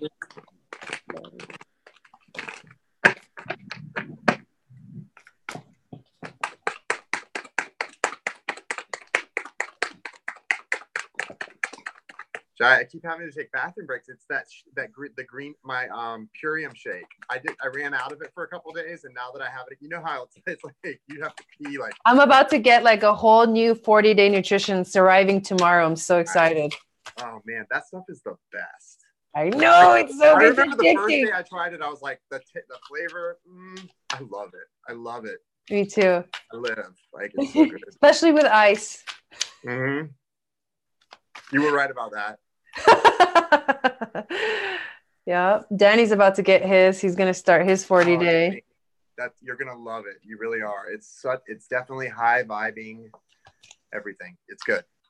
At first I was started reading for people publicly right around the time I started the 40-day journey with Jai on Purium, and I was convinced that my intuition would not be on point if I wasn't drinking my green Purium. So like that's the connection. That's my intuition drink. So I still once in a while will make a shake before I do readings.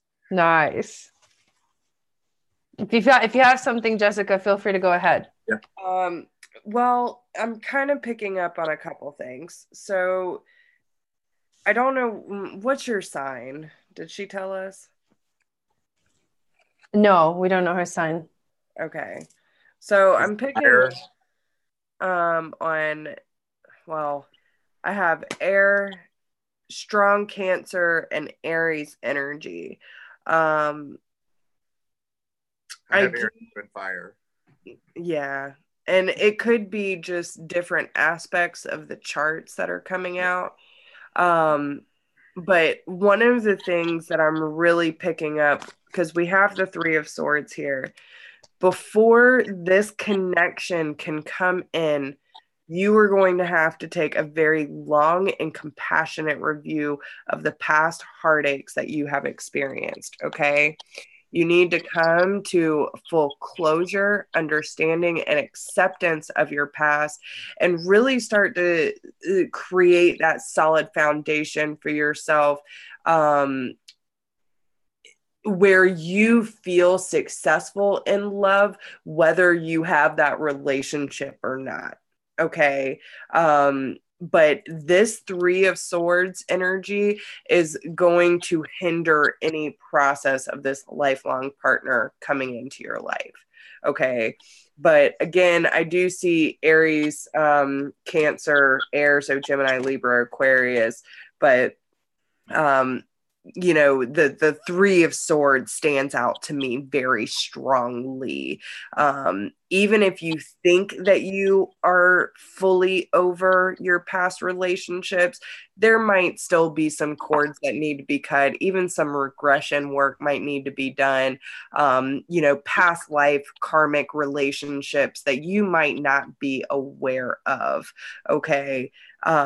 So do some more of that work and keep developing that love for self, because I feel like that's actually been quite a theme for you for a while.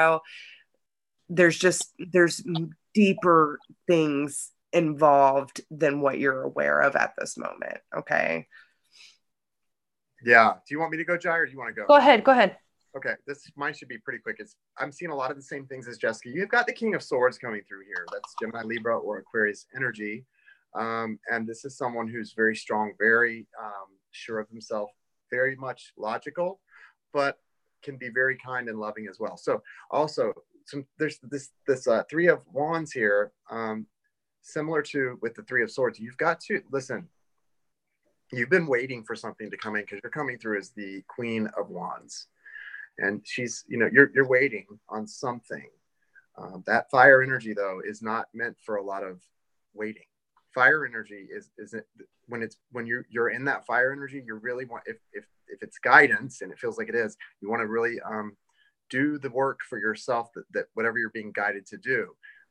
Definitely balancing. Then there's a lot of grounding in this. She looks like she's barefoot in the grass to me. I can't really say for sure, but there's a lot of a message about like doing some grounding. I love to do that. That's the easiest like vibrational work you can do. Go and sit in the grass in your bare feet. Easy, fun. I mean, really, all work is not work. If it's spiritual work, it should be pretty fun if you're doing it right, I think. But don't wait for this. This is coming in. Like you have the Page of Cups here. So there is this small little seed that's been planted that's going to blossom into love. It could be a Pisces, could be something else, could be earth energy. You're right now kind of going through this period of waiting though. And I know you're feeling kind of isolated, but there's a lot of beauty right where you are. And you've got to they're not going to come in until you pick that light up and let it shine. You've got to shine your light just as bright as possible. That's what puts you in that receptive mode for love to come in, when your light can shine. And trust me, all the things you've done in your past that you may regret, the darkness will try to bring those things back to drag you down. But if you're shining your light, it won't matter. Okay, it won't win. You just shine your light and it's coming. So that's what I've got for you. Jai. Yeah. So you got the Moon card from this tarot deck, and I feel like I'm kind of sensing that same thing. It's like there's emotions that are going on with this inside of you that are like really, really intense. There also could be a lot of fears about it, like not necessarily like you're afraid of it, but there's like unconscious things that are affecting how you feel about it. And that needs to be cleared. And then you got the Wheel of Fortune, which is interesting because it's almost like, so your question was like, who is going to be this person? And honestly, it's like, what are you going to attract? Because like the Wheel of Fortune is like the law of attraction. It's like, what do you want to attract? And so what you focus on, you will bring into your life. Now, this is interesting because you also got these other two cards. You got the Ace of Crystals and the Three of Crystals, which is basically the Ace of Pentacles and the Three of Pentacles. Whoa, that's beautiful. Yeah, right. So you're getting this energy of like a prosperous beginning, which tells me that it's like you said too, Jason, it's like happening soon. Like something's coming, right? Mm-hmm. And I have a feeling like, I don't know, maybe he's gonna have money. I don't know why, but I'm kind of having that feeling here because he's got a purple tape on here. You know, purple is the color of royalty. So go yeah, wait, Mary's married. Yeah, it's like it's like the three of crystals. It's like great skill, passion, and the manifestation of creative projects. So I feel like he's gonna be like almost like literally like a 3 in the Enneagram, which is that kind of energy. It's like very outgoing energy. They do what they say they're gonna do. They, you know, they like abundance and they want to, then they go for it. They're like go-getters. So that's, anyways, that's the message that came through for you. So definitely deal with what's going on. What are you attracting? And it's actually going to be really cool what comes. So nice, Melody. Yeah, and, good luck, Melody. Yeah, Andrea, I've like stopped looking at the chat. So Andrea, will you put up your question, please? Thank you, Danny, for keeping up with that list. Yes, thank you. Andrea, Maria, Malia, Toby, Sheila, and Michael, and that's it. Thank you. Yeah, it got a little long. Okay, Andrea, what do my guides want to know? Is love/abundance part of this journey? Thank you. I'm gonna pull a card for you, and then go to the bathroom. Okay, you guys start. I'm not ready yet. Okay, let's see. Is love and abundance part of my path? Yeah, you're welcome, Melody. Oh, poor thing. I'm getting the two cards that you got are Trust Your Path and Star Mother, which is all about like nurturing yourself. And then play. Interesting. So trust your path. It's cool to like want to know like psychically what the future is going to bring. This card is saying, don't worry about that, which is weird because that's like not what you want. That's like not always what you want to hear. But basically it's like, just trust that you're on the right path and that what's coming will be something really beautiful and an opportunity for you to learn. The card says, if you knew you would be supported, what would you do?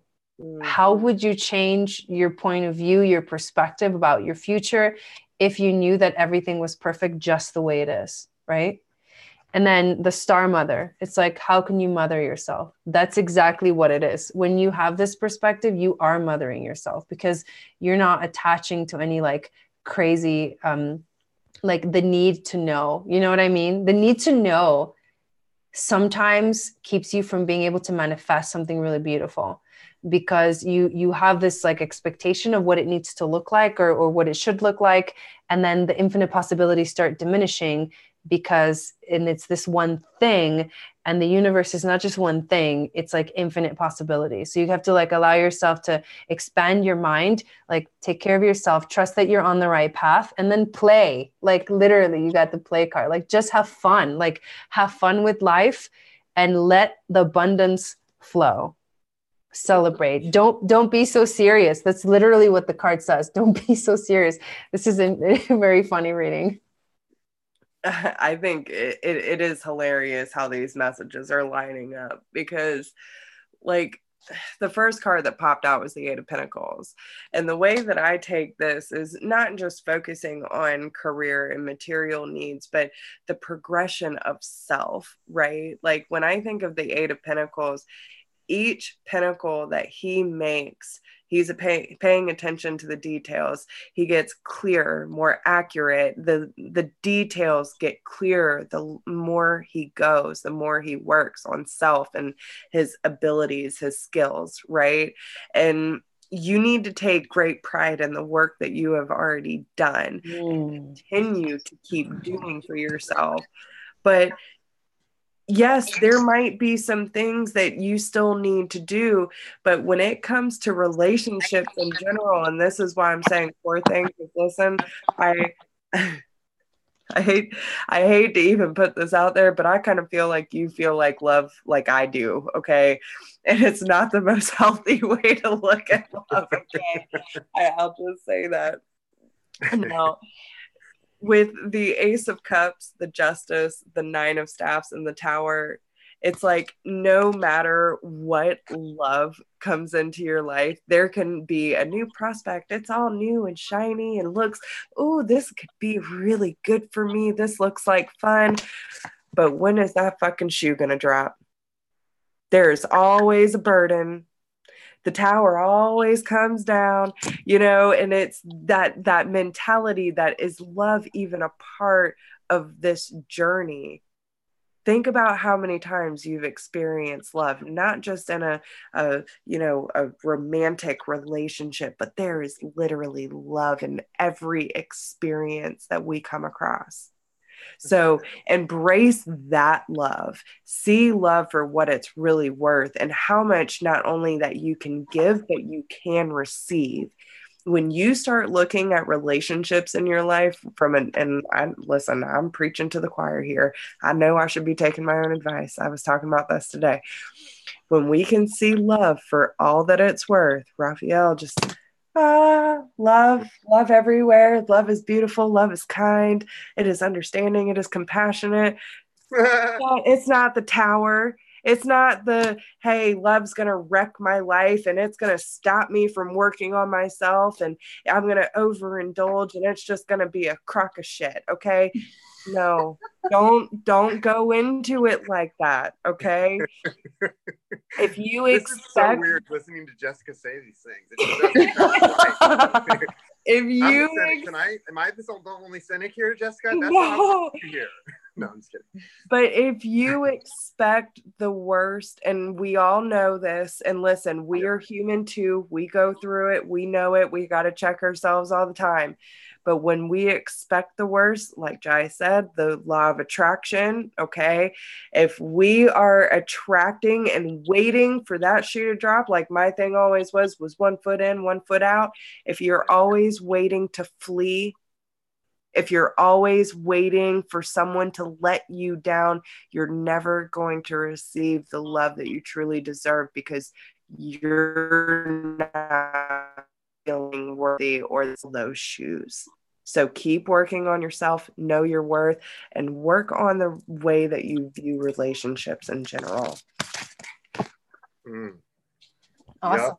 Yeah. There okay, you go. Guys, real quick. So two of wands and the moon.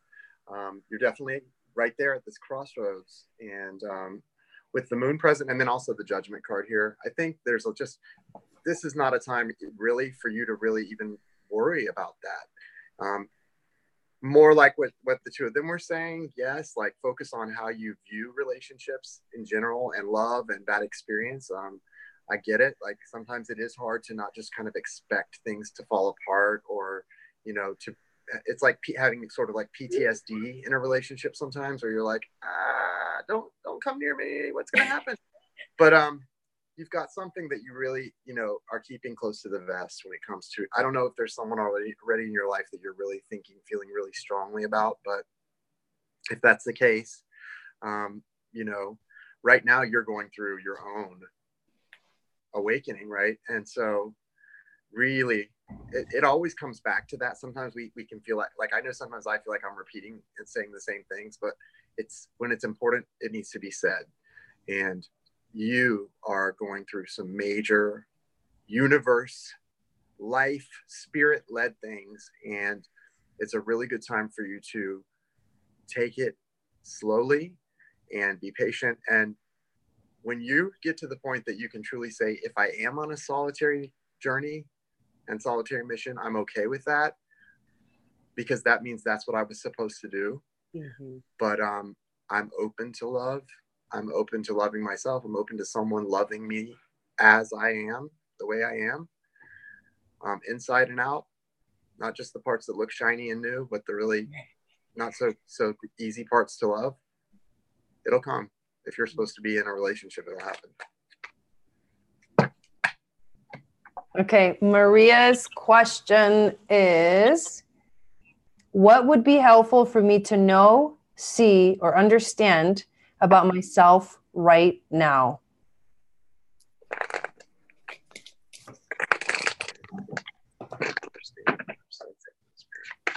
Definitely going to use the Work Your Light Oracle cards for this. Yeah, good idea, Jai. I think you're on the right page with that one.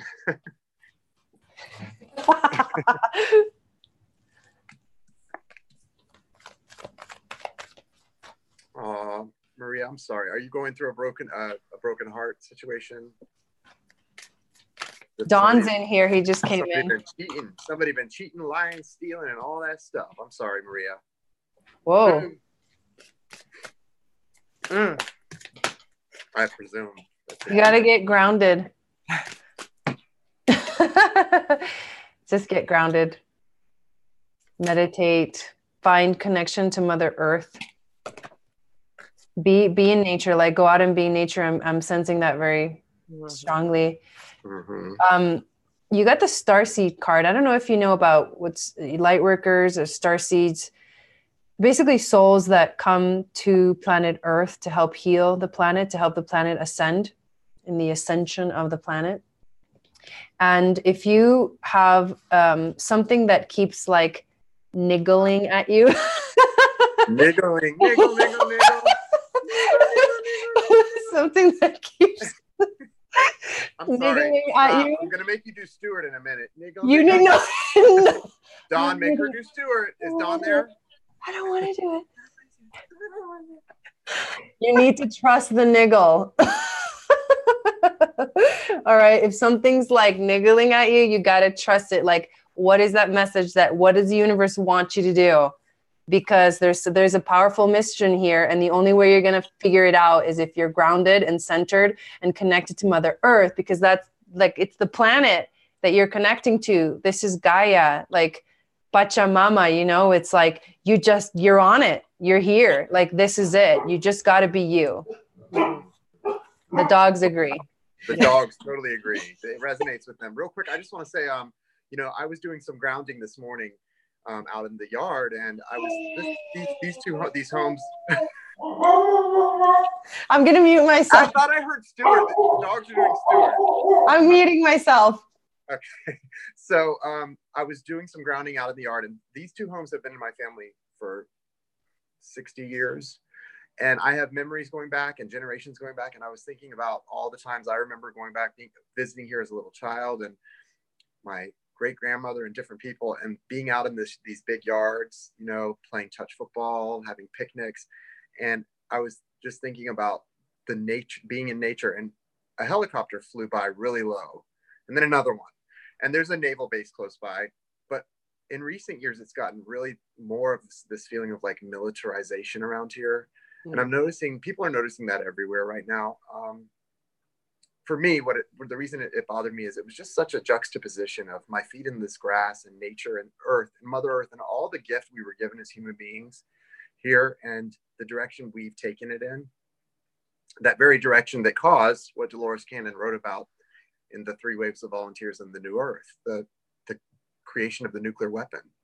That's what started the waves of volunteers to come here and incarnate to help save the planet, and for us to shift the earth and the vibration. The reason I mentioned that in regard to all of this is you're on a bigger journey than this heartbreak you're going through. And we all are. We have to remember that sometimes. Like love, romantic love, and all its, you know, beauty and pain and heart and joy, great joy and fulfillment and disappointment, all of those things are major things, and it's beautiful. But this, if it's happening to you right now at this leading edge time space reality we're in, it's for a bigger purpose than a relationship. There's starseed stuff going on here. Maybe you're a starseed.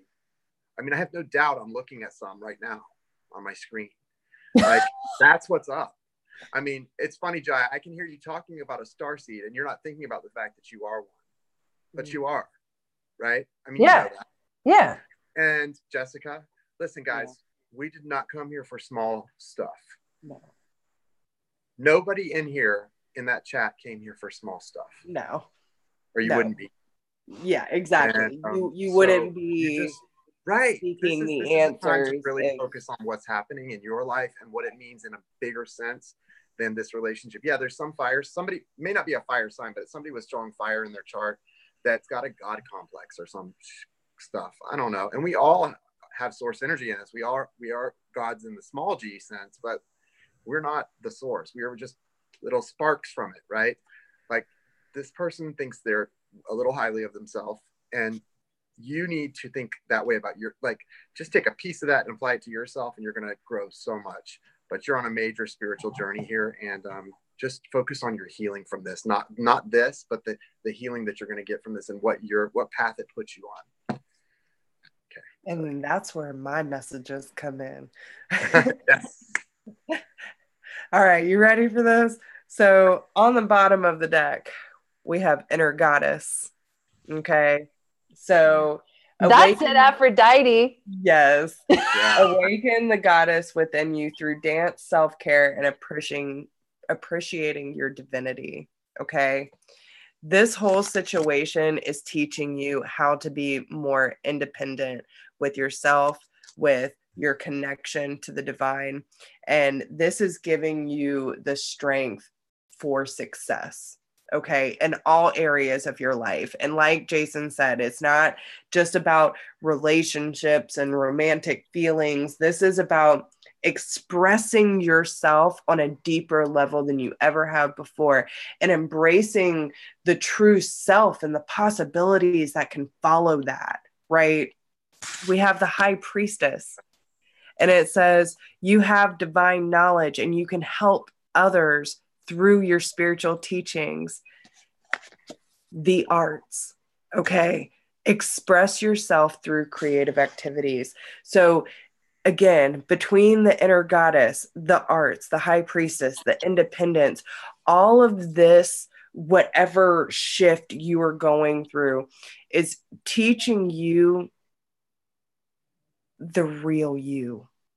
Okay, that goddess that has been lurking beneath the surface that you've been so scared to let out of her cage. Because listen, I used to say I keep that bitch on lockdown for a reason. Like, you know what I'm saying? Because my fire intimidated people my entire life, and it's like, why keep this hidden? I'm not afraid. I'm not afraid of anything like it. There's the front door. This is your journey, honey. Okay. There is no reason to hide your beauty and everything that you have to offer, and everything that you have been through has led you up to this very point. And you need to start expressing yourself any way that you feel fits. Okay. Do what you got to do. Let that freak flag. May I just say, if somebody doesn't like the you that you love, there's the door. Right. Bye, Felicia. Yeah, no. Embrace your power, man. Yeah. It's beautiful. Let me tell you. And I don't know what it is about my 30s, y'all. Like when I hit my 30s, it was like a light bulb went off. I was like, what am I doing living this life? This is such a lie. Oh my God. That was your Saturn return. Yeah. No. Full force. Yeah. And the more that I moved into that empowerment, the more I can step into my authentic light. And it is so beautiful to see the way that things are unfolding. And the moment that you realize even just a smidge of what you're worth, that ball is going to keep rolling. That momentum is going to keep gaining, and you are going to eventually just embrace everything that spirit has to offer you. And it's going to be glorious. Dude. I was going to say that. So what happened in your 30s is you entered at 29, you entered your Saturn return. So at 30, it was like in full steam. That's what it felt like. Yeah. And everybody goes through this. And Saturn is literally you inhaling your power back, like inhaling your authority back. That makes a lot of sense. Love that. There you go. Yeah. So, oh, Malia, I think she put up her question. Thank you guys so much. Your comments are amazing. Thank you, Malia, for being here. I love you, sweetie. Listen, that's it, guys. I mean, it took me till about 40 to get it. I'm 41 now. About 40 to get it about loving myself. I mean, a year ago, I would have cared so much if somebody had something bad to say about me, or, you know, and there were a lot of bad things to say a year ago, actually. I mean, you know, I give myself a hard time. I wasn't that bad, but like, there were things you could say, and now there still are. Where I'm human. I'm human. But you know what? I love myself, and maybe not perfectly, but enough that if you don't like it, there's the door. Because if you don't like it, he just wants to say that. Get out. It is. Oh, Get out. I'm telling you. Get out of here. I just want her to really so embrace that, awesome. though. I think we all need to embrace that love for ourselves, and it's not easy. Like, loving yourself is probably one of the hardest things to really do right. It is. And I know I don't do it right every day, all day, you know, but trying to. And I think of that saying, there's that saying, like, everyone's going through a private battle that nobody knows anything about. So be kind. And that's true. But if somebody's not treating you, like, when it comes to how someone's treating you, you can give them a little back. Just a quick one, you know? Even if it's yourself, though, okay? Yeah. Don't speak to yourself. If, like I say, if you wouldn't say it to your best friend or your dearest loved one, don't say it to yourself. Amen. Okay? You also need to be very compassionate and forgiving, and realize that you are only doing the best you can with the information that you have at this given time. You cannot feel guilty if you do not have the proper tools, but it is your choice and your duty to figure those tools out to help you in the time of need. Amen. And it's about your own worthiness. You're worthy of your own love and respect, right, than anyone else is on the planet. So if you know whoever you know how to love and respect the most and the best on this planet, you better be giving yourself that amount of love and respect. Exactly. That was a hard one for me to get, you know. Okay. All right. Malia, she's a Virgo with a twin flame Leo, who kind of lovingly put me in my place last week in a good way, LOL, but got me out of my head. I'm interested in knowing how I'm supposed to be using my gifts to help the collective. Yeah, guys, Malia is in our twin flame group, and she is very, very awakened and intuitive, very, very empathic.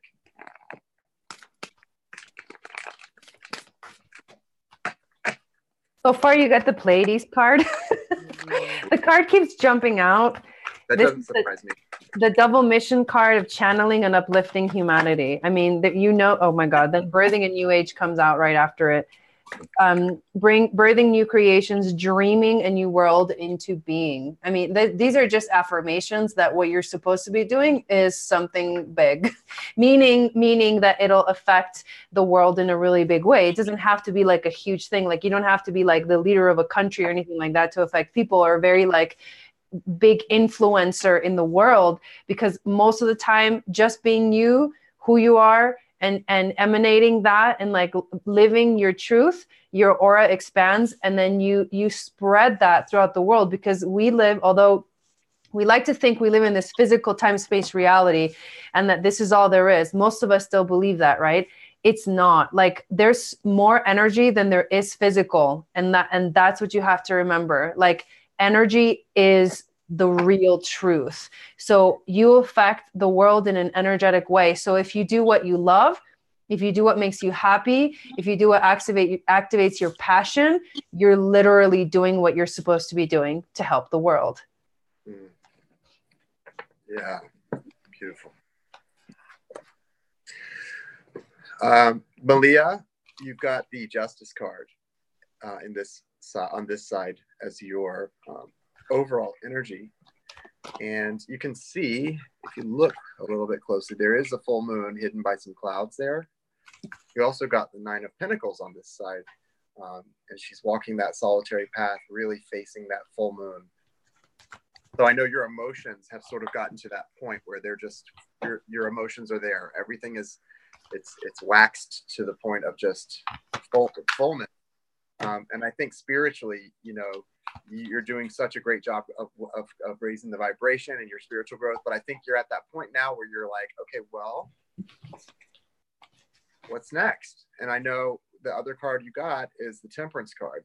So just remember that there is a lot still happening, but right now it's sort of like you guys are in your separate corners. The universe is doing its job. So don't doubt that. Like there's balancing happening here.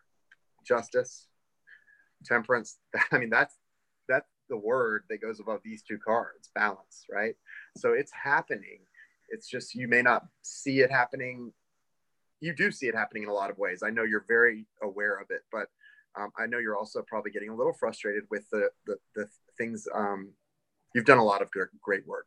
Just now's the time to really sit back and make an intention of being in receptive mode. I think make an intention of that, and keep staying in balance. Do whatever you have to do to stay in balance while you're doing that. On to Jessica. All right. So the goddess card, we have the Kuan Yin, about compassion. Okay.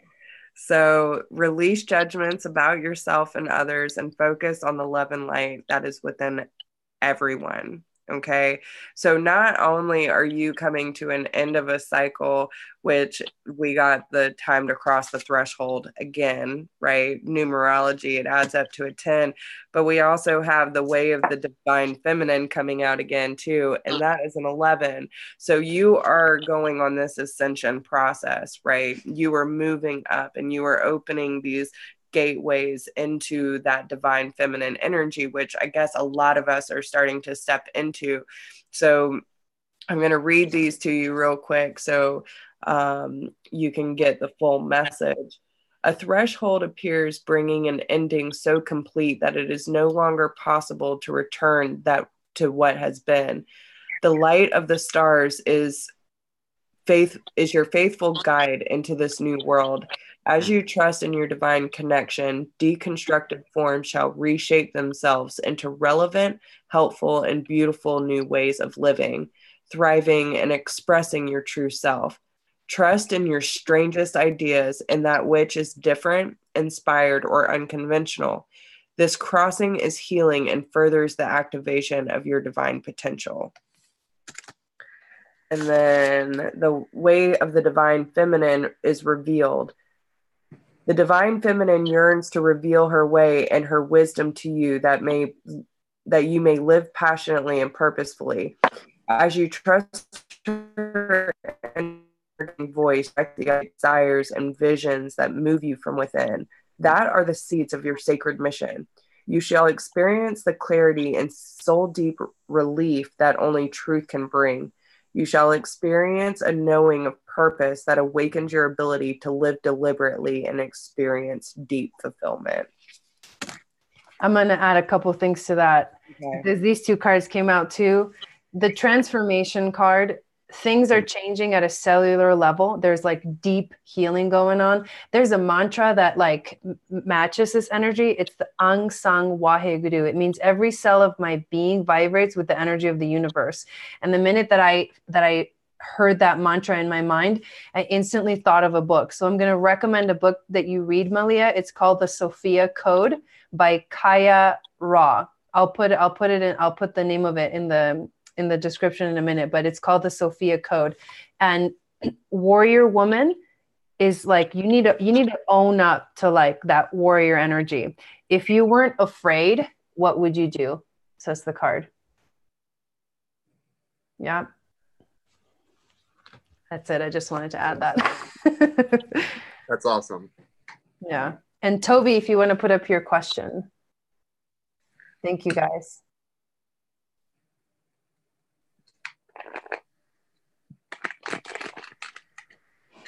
I think I need to sleep for like 15 hours after this, guys. I know. It was great, but I'm starting to feel it like. Yeah. We got just 3 more and that's it. Yeah. We're good. We're good. But I definitely am paying the price tomorrow. It's okay. Worth it. It is totally worth it.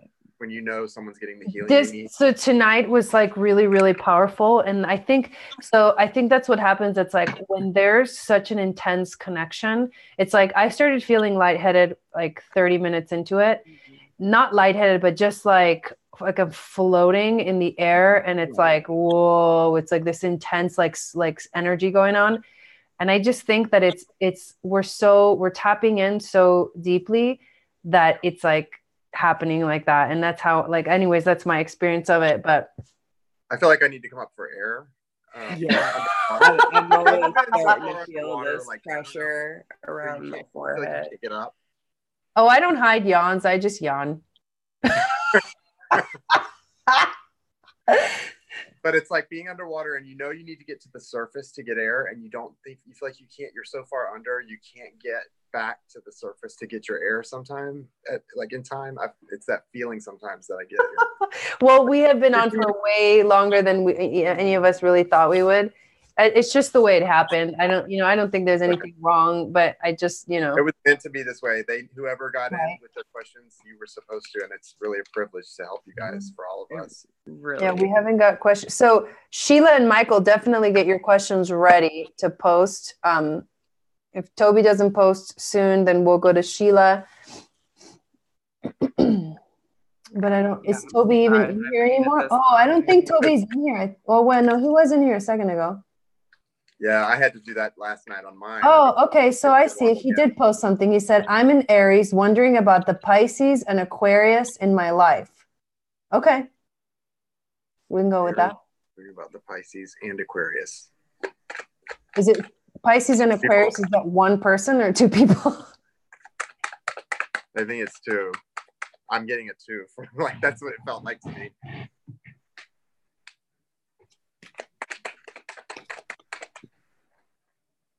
Yeah, same question. Wondering about the Pisces and Aquarius in my life, need direction and insight. Okay.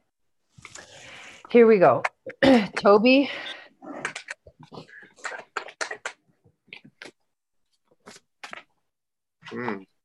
So the Aquarius is in kind of a lower vibration, coming through as the Page of Swords here, and kind of focused on a different direction than you, I think, whether you guys actually are acknowledging that or not.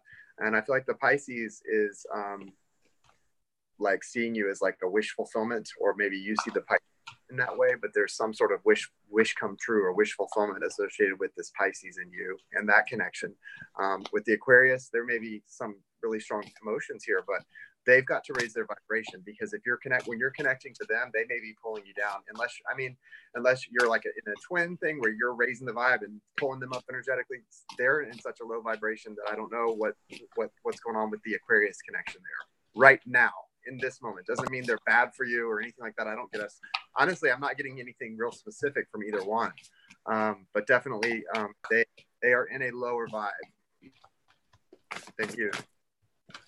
And you are coming through as the Nine of Wands, Page of Swords, and the Nine of Wands, this Wounded Warrior card is coming out for you. So I don't know if you're kind of stuck in a cycle that you're ready to get out of and it's hard for you. Maybe that's why you're asking about two different people.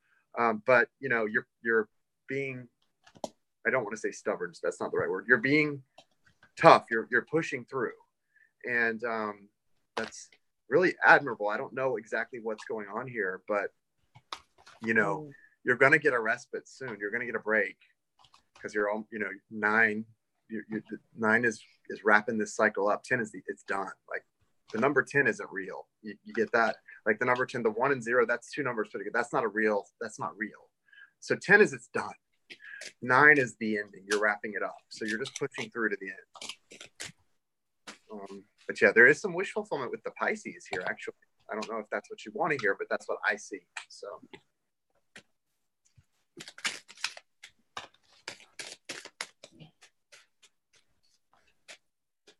Interesting. So on my end, for the, let me go back to the question. You got the hanged man. So it's like, I think this is like the energy that you're feeling right now. You're like not really sure what the hell to do. And then you got the Temperance and the Hermit. And what is the astrology for this, for the Sagittarius? Sagittarius? Okay. Yeah. It is Virgo. Sagittarius and Virgo. Okay. So I'm feeling like there needs to be some balance. Somehow you need to find the one that go with the relationship that feels like brings you more balance. And then I think this is like really, yeah.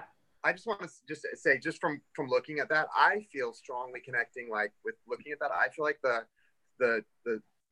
temperance card, which does represent Sagittarius standard, but I feel a connection to the Pisces with the temperance card, and I feel a connection with the Aquarius and the Hermit card. Yes, so I agree with you. I agree with you. That's a lot in your head. That's exactly what I was feeling too. Okay, yeah. That's what I felt. I felt Pisces in this card and then Aquarius in this card. It's like so you're talking about like them, this is like where they're at, right? Like each of them. I feel like, well, with the Hermit card, I feel like that's the Aquarius causing her to almost go within a lot and be in her head, maybe, or like it's the Aquarius is causing some dramas. I'm sorry, nothing against Aquarius, but and I feel like the Pisces is the one that there's some wish fulfillment. It's bringing you into balance. Yeah, so this is the more positive energy. This is definitely the more positive energy. I agree with you. That's pretty much what I was seeing in the cards as well. But yeah. So I don't know, food for thought, right? Yeah, I feel strongly on this, guys. Well, and two, be aware of what you're projecting. Okay. So with your energy, we have the 5 of Swords. Okay. So the situation does not serve you. You need to remove yourself from any toxic situation that may make you feel clouded or, like your judgments off, because originally when I pulled out the card for the Pisces was the Emperor, right? So someone who is stable, firm, leadership, material, but then for the Aquarius, it popped out as the Fool card. And it's like, well, okay, but who's hoping for the new beginning? So I decided to put them back and try to, question or ask the question a little differently. So with the Pisces, you still get the 3 of Pentacles. With the Aquarius, you're getting the 6 of Cups. So I feel like you have either past life connection or that there is some sort of history with this Aquarius that you haven't quite let go, because we also have the forgiveness card here.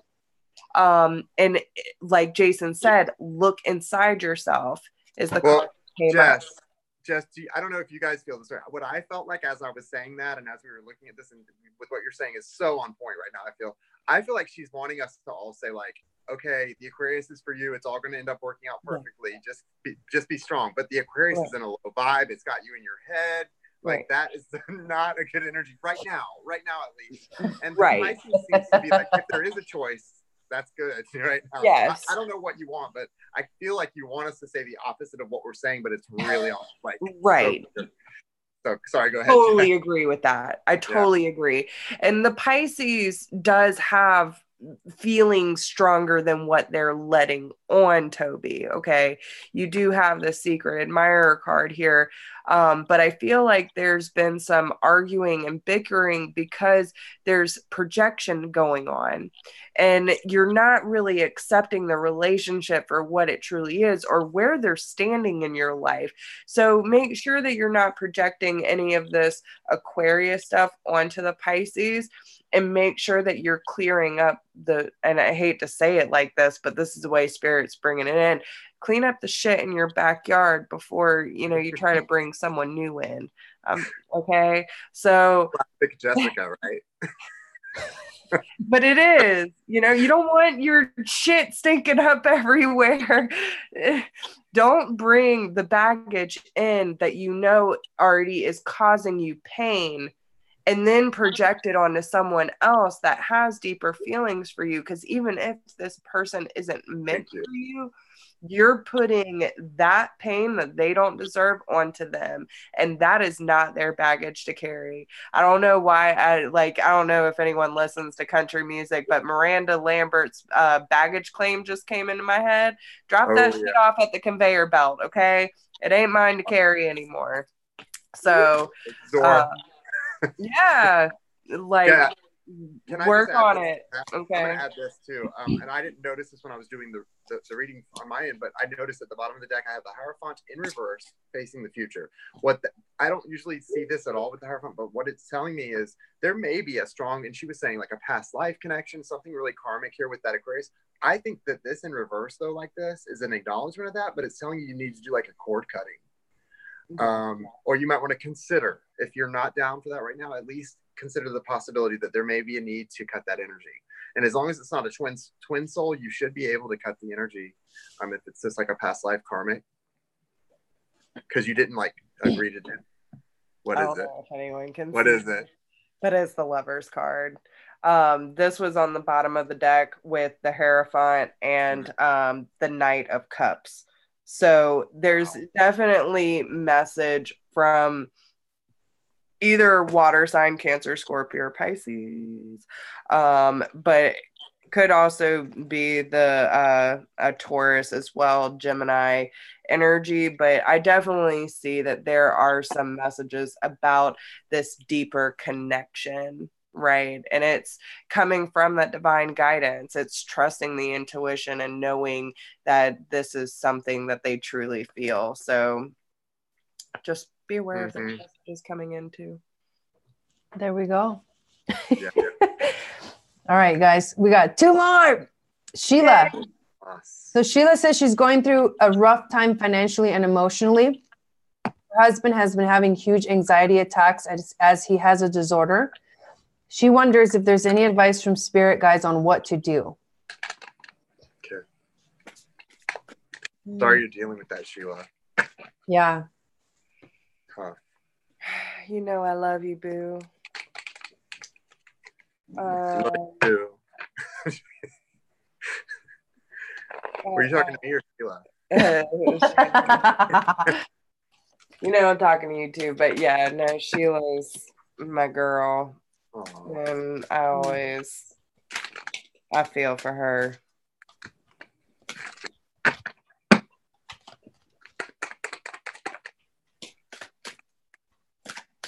Oh, it's so good to be back. Back doing this.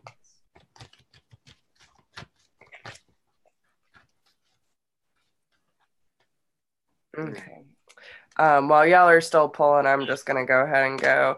And I know we talked about this before. There is going to be an opportunity for you to make some more money, Sheila, but you have to clean up some things in your life, whether it be, energetic, physical, around your home, whatever. You have to make room for the opportunities to come in. Now, you need to start taking a little more action and get moving more, okay? Exercise to increase your energy and manifestation ability. You got to let some of this energy out. So if you're sitting around like worried, and especially your husband, the anxiety, right? Sometimes the energy can build up to the point where it feels like anxiety, and all these things start happening inside our bodies that we can't really get rid of until we start moving and we exercise and have fun and, do things to get outside of ourselves.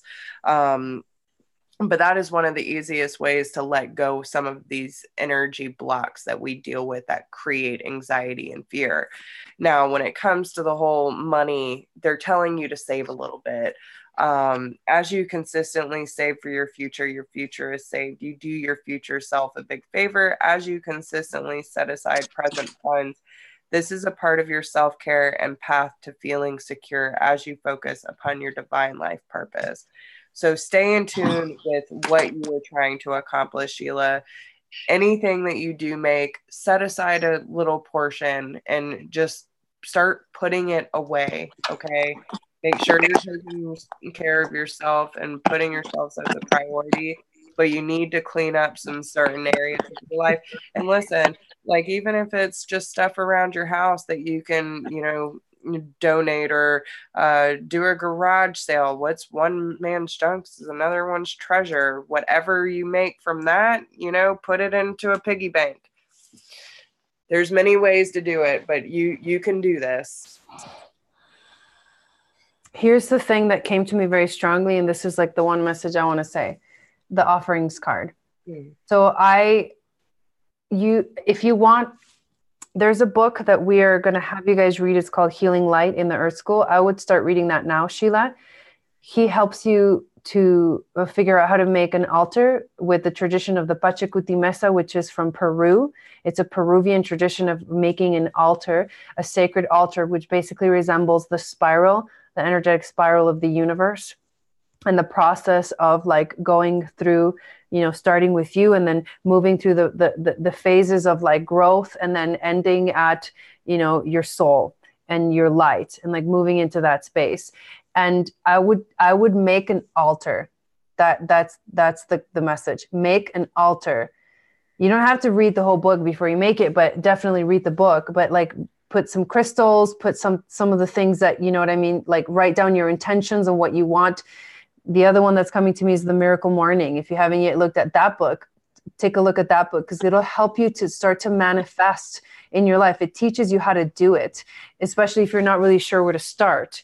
And it literally, like, step-by-step guide to manifesting is, part of it is like offering up your intention, like offering up what you want so that you call it, you like call it in, like you're the alchemist, right? You got to call that shit in. And you got to trust that you are the magician, the alchemist, the power. Like you have the ability to bring this in, but it takes definitely like putting aside any fear that you have about it, because any of those thoughts like creeping in, they'll stop the flow. That's, yeah. Anyway, I'm done. Okay. That's really good points you made. I want to say we've got the Seven of Swords here, Sheila, and the Page of Wands. And then the overall energy is the Six of Swords. And I'm also going to point out that behind that you have two important cards, the Strength card and the Sun card. So I don't know your situation personally, but so if this is you're not quite sure what to make, let's just maybe think about it a little while. But I feel like you thought at some point, it's hard taking care of somebody who's sick, first of all, on any level. And it seems like you thought at some point that it actually was going to provide you guys in some way, or something was giving you guys like a new beginning, like this phoenix rising from the ashes. But you're feeling, or you found out there was some kind of deception here that really left you maybe a little bit betrayed or wounded. And I'm not sure what that's about for you. Maybe you just feel like you didn't sign up for this. Maybe that could be it, but there's something there that you feel like deceived about that's really ruined something that you at one point saw as a new beginning. But you're kind of you're strong. You're in this together. There's a lot of love here. There is a lot of love here, and these two people in the Six of Swords. You can't see it on this side, but she's carrying that chalice that represents the love between the two people, and someone else is rowing the boat. So even if in certain ways this may feel one-sided, in other ways there is love on both sides that is reciprocal. So just remember to do your best to keep a balance in the relationship in whatever ways you can. The Strength card is definitely guiding you to do that. And the Strength card, I feel like the lion represents the divine masculine, and the divine feminine is represented by the sort of the goddess like female in this. But it's all about the masculine sort of being tamed, and the feminine side is sort of bringing that masculine into balance and taming that inner beast. And it could be about him, it could be about you taming your own need to sort of break free, or taming that need by breaking free a little bit.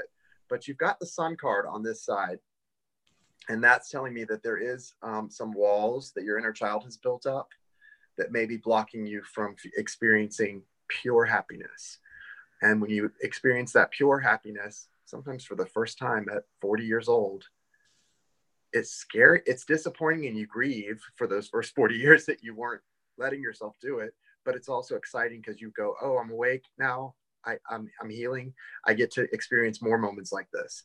So you're gonna be, there's a lot of happiness in your future still, and you guys have chosen to move on in this future together. So you're doing that right now. So I don't know what the future holds for this relationship and your journey, but you're gonna have to heal from whatever this feeling of deception or being misled is. Okay, you've got to heal from that. Maybe you need to address it if it's something that you know is actually in the relationship now, or if it's something that's more of a metaphoric feeling of being misled or not signing up, then you know how to address that and move on. Okay, that's all I've got. All right. So then we got Michael, and this is the last one, you guys. And then after we do this reading, we're going to do a little closing. We'll say a little prayer for everyone, and we'll close this portal that we opened up. So Michael says, I've been feeling spiritually stalled and disconnected from others. I'm not sure if it's me or an overflow from my soulmate. I am worried for and miss him while he faces his shadows. I need help. Can you read that one more time, Jai? I'm sorry. I've been feeling spiritually stalled and disconnected from others, and I'm not sure if it's me or an overflow from my soulmate. I am worried for him and miss him while he faces his shadows. I need help. Okay, that's Michael? Yeah. Okay, Michael.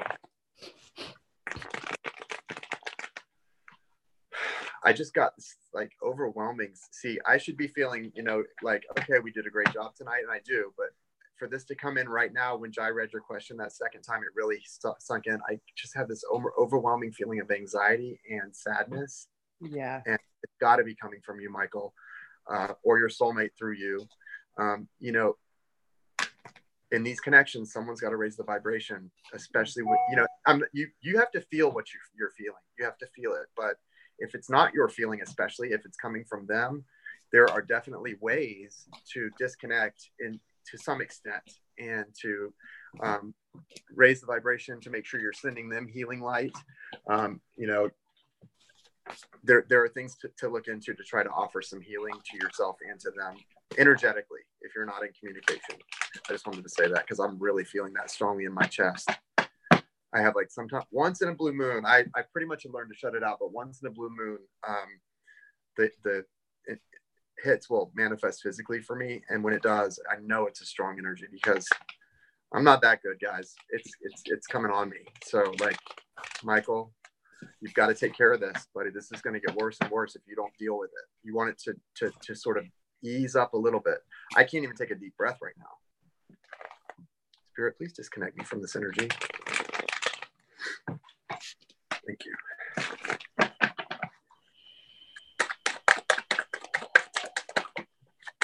So let me just show you this. He's the Tower, the 5 of crystals or 5 of pentacles, and the 7 of swords is like what he's dealing with right now. And that's gnarly. Yeah. You know what I mean? It's like, I think that this is not something that you really want to get involved in. I don't think this has to do with you. And I think it's like, just let it be, because when people are going through their stuff, it's like, as much as you want to help, as much as you want to like be there for people, and like the answers, and you've gone through it and you felt it, or you feel like they shouldn't be sad, or they shouldn't be this, they shouldn't be that. It's like, no, they're going to go through whatever the hell they're going to go through. And this is like just gnarly energy. Towers. And it's not his, Jai. I've got. Yeah, no, it's not, because I got like 2 really not his energy. Strange messages. It's like, yeah. So I just wanted to throw those out while I look at these next 3 cards. So feel free to chime in. Okay. I'm just going to jump in here, if you don't mind, Jess, to add to this, because I can see I'm getting I've got 5 cards here really quickly. So he's coming through with this 10 of Wands, and also the connection is showing the 3 of Swords. And on this side, this is not like just a broken heart. That's a funeral flower. This thing is donezo. And it's up to you and him, Michael, if it's donezo for good or what. But right now, you're not looking at a reconciliation in the very immediate future. So it's really a good idea to stop focusing on this connection and sitting there, because you've got some real work to do that's going to bring your future. Looks great. regardless of this person. Look, you've got the world, the Nine of Pentacles in the world. Your guidance is the Nine of Pentacles and then the world. That's saying you've got like a cycle that's so happy and such a victory lap that you can't even imagine probably how beautiful it will be. And all you have to do is really just make a decision. You're waiting on something to grow, but right now, you know, it's not going to grow. It's just not there. This is like this is a hard ending. I mean, it's like the death card, but this is the funeral act. The death has already happened. So it's like hanging around by a grave, a tombstone after a funeral when you're just heartbroken. I understand that, you know, sometimes we need to do that, but you don't need to do that too much longer. And if this relationship is meant to rise from the ashes, it can't happen until you step into your abundance. That's what people have, and I'm including myself in this. We all have such trouble sometimes letting go, right, of something. But the fact is, because we're afraid of like, well, if I move on, if I let go, does that mean I didn't love this person or it wasn't special? No, it is special. It's beautiful, but you can't have the new beginning and the new cycle and all the things you really want with that soulmate or anyone else for that matter, if you don't move on. So what are you waiting for? This is done. This is done, Michael.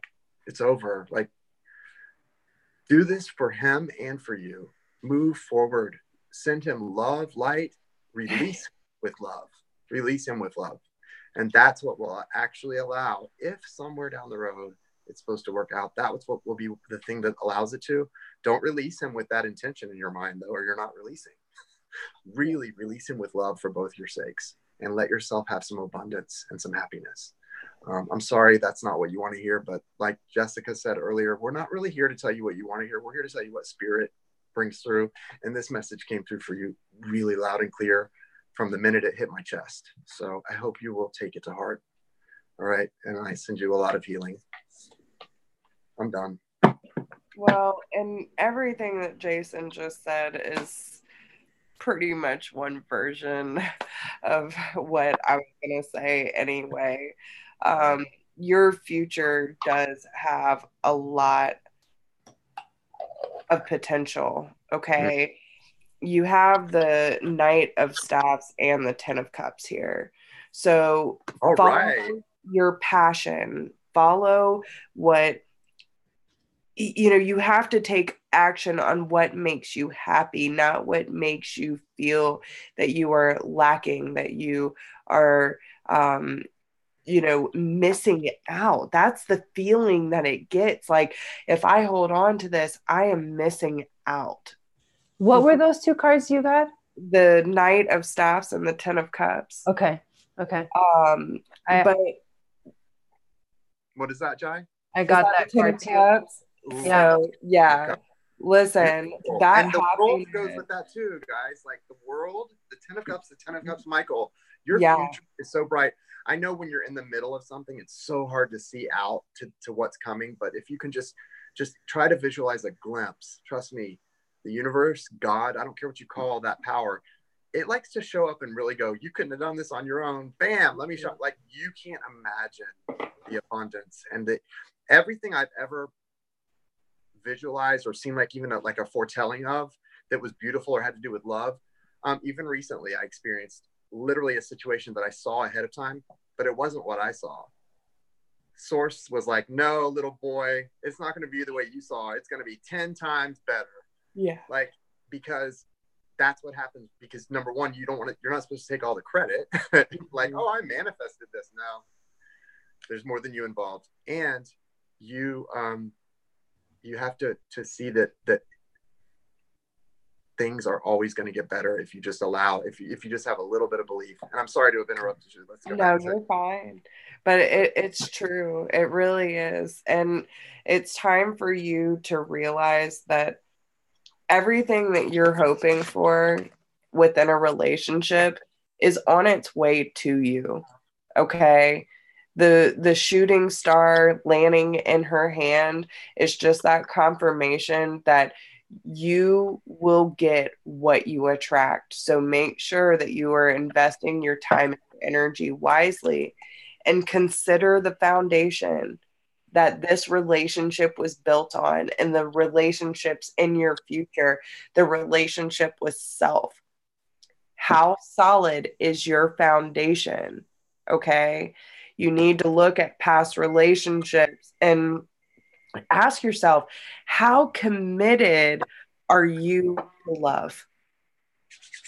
Not only to yourself, but to those in your life, and having love in every experience that you come across.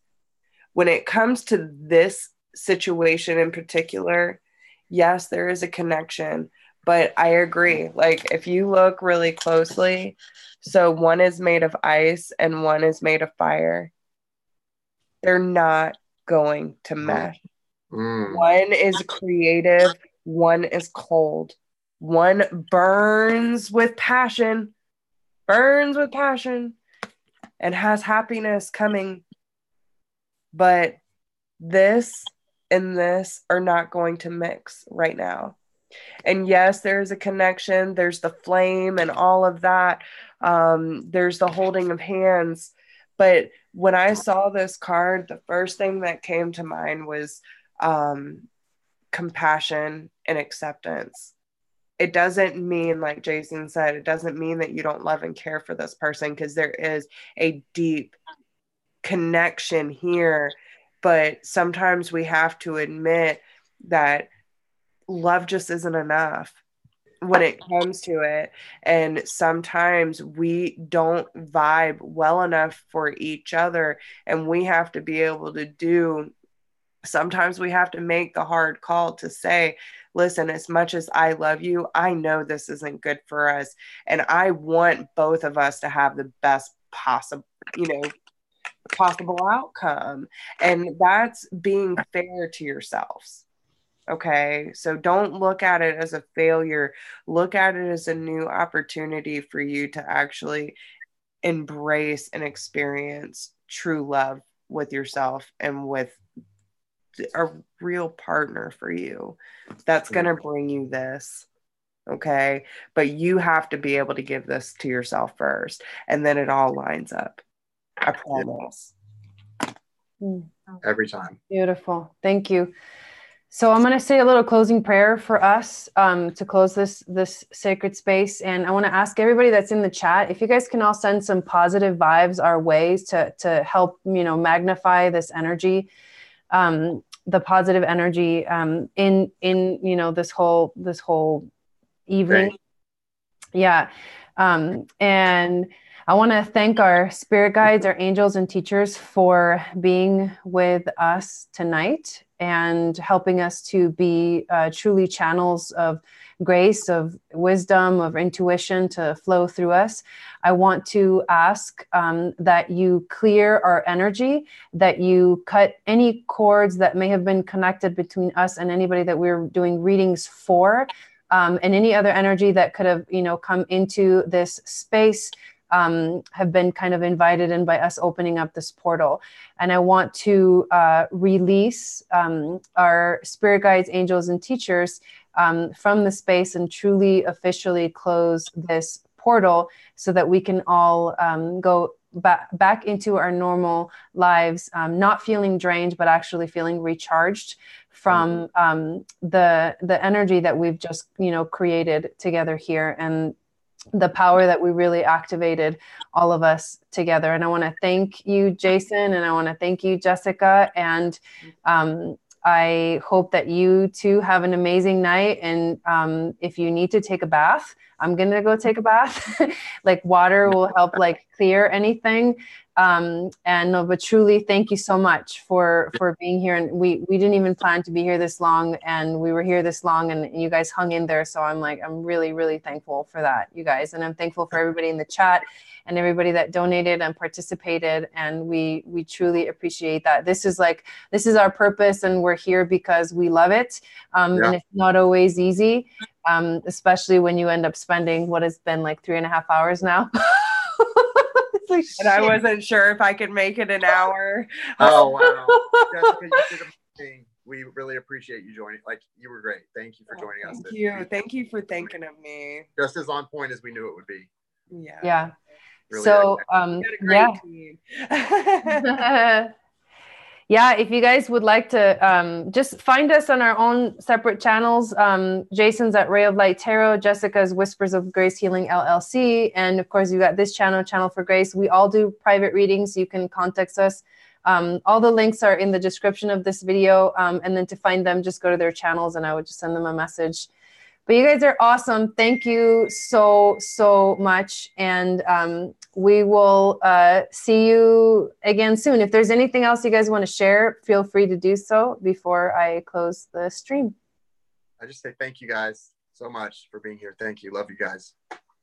Yes. Thank you for everyone showing up, for not only us, but for yourselves tonight, to get that healing and the closure that you were looking for. I hope y'all received the messages that you needed tonight, and thank you for allowing us to be a part of your journey. Yeah. Bye guys. Bye.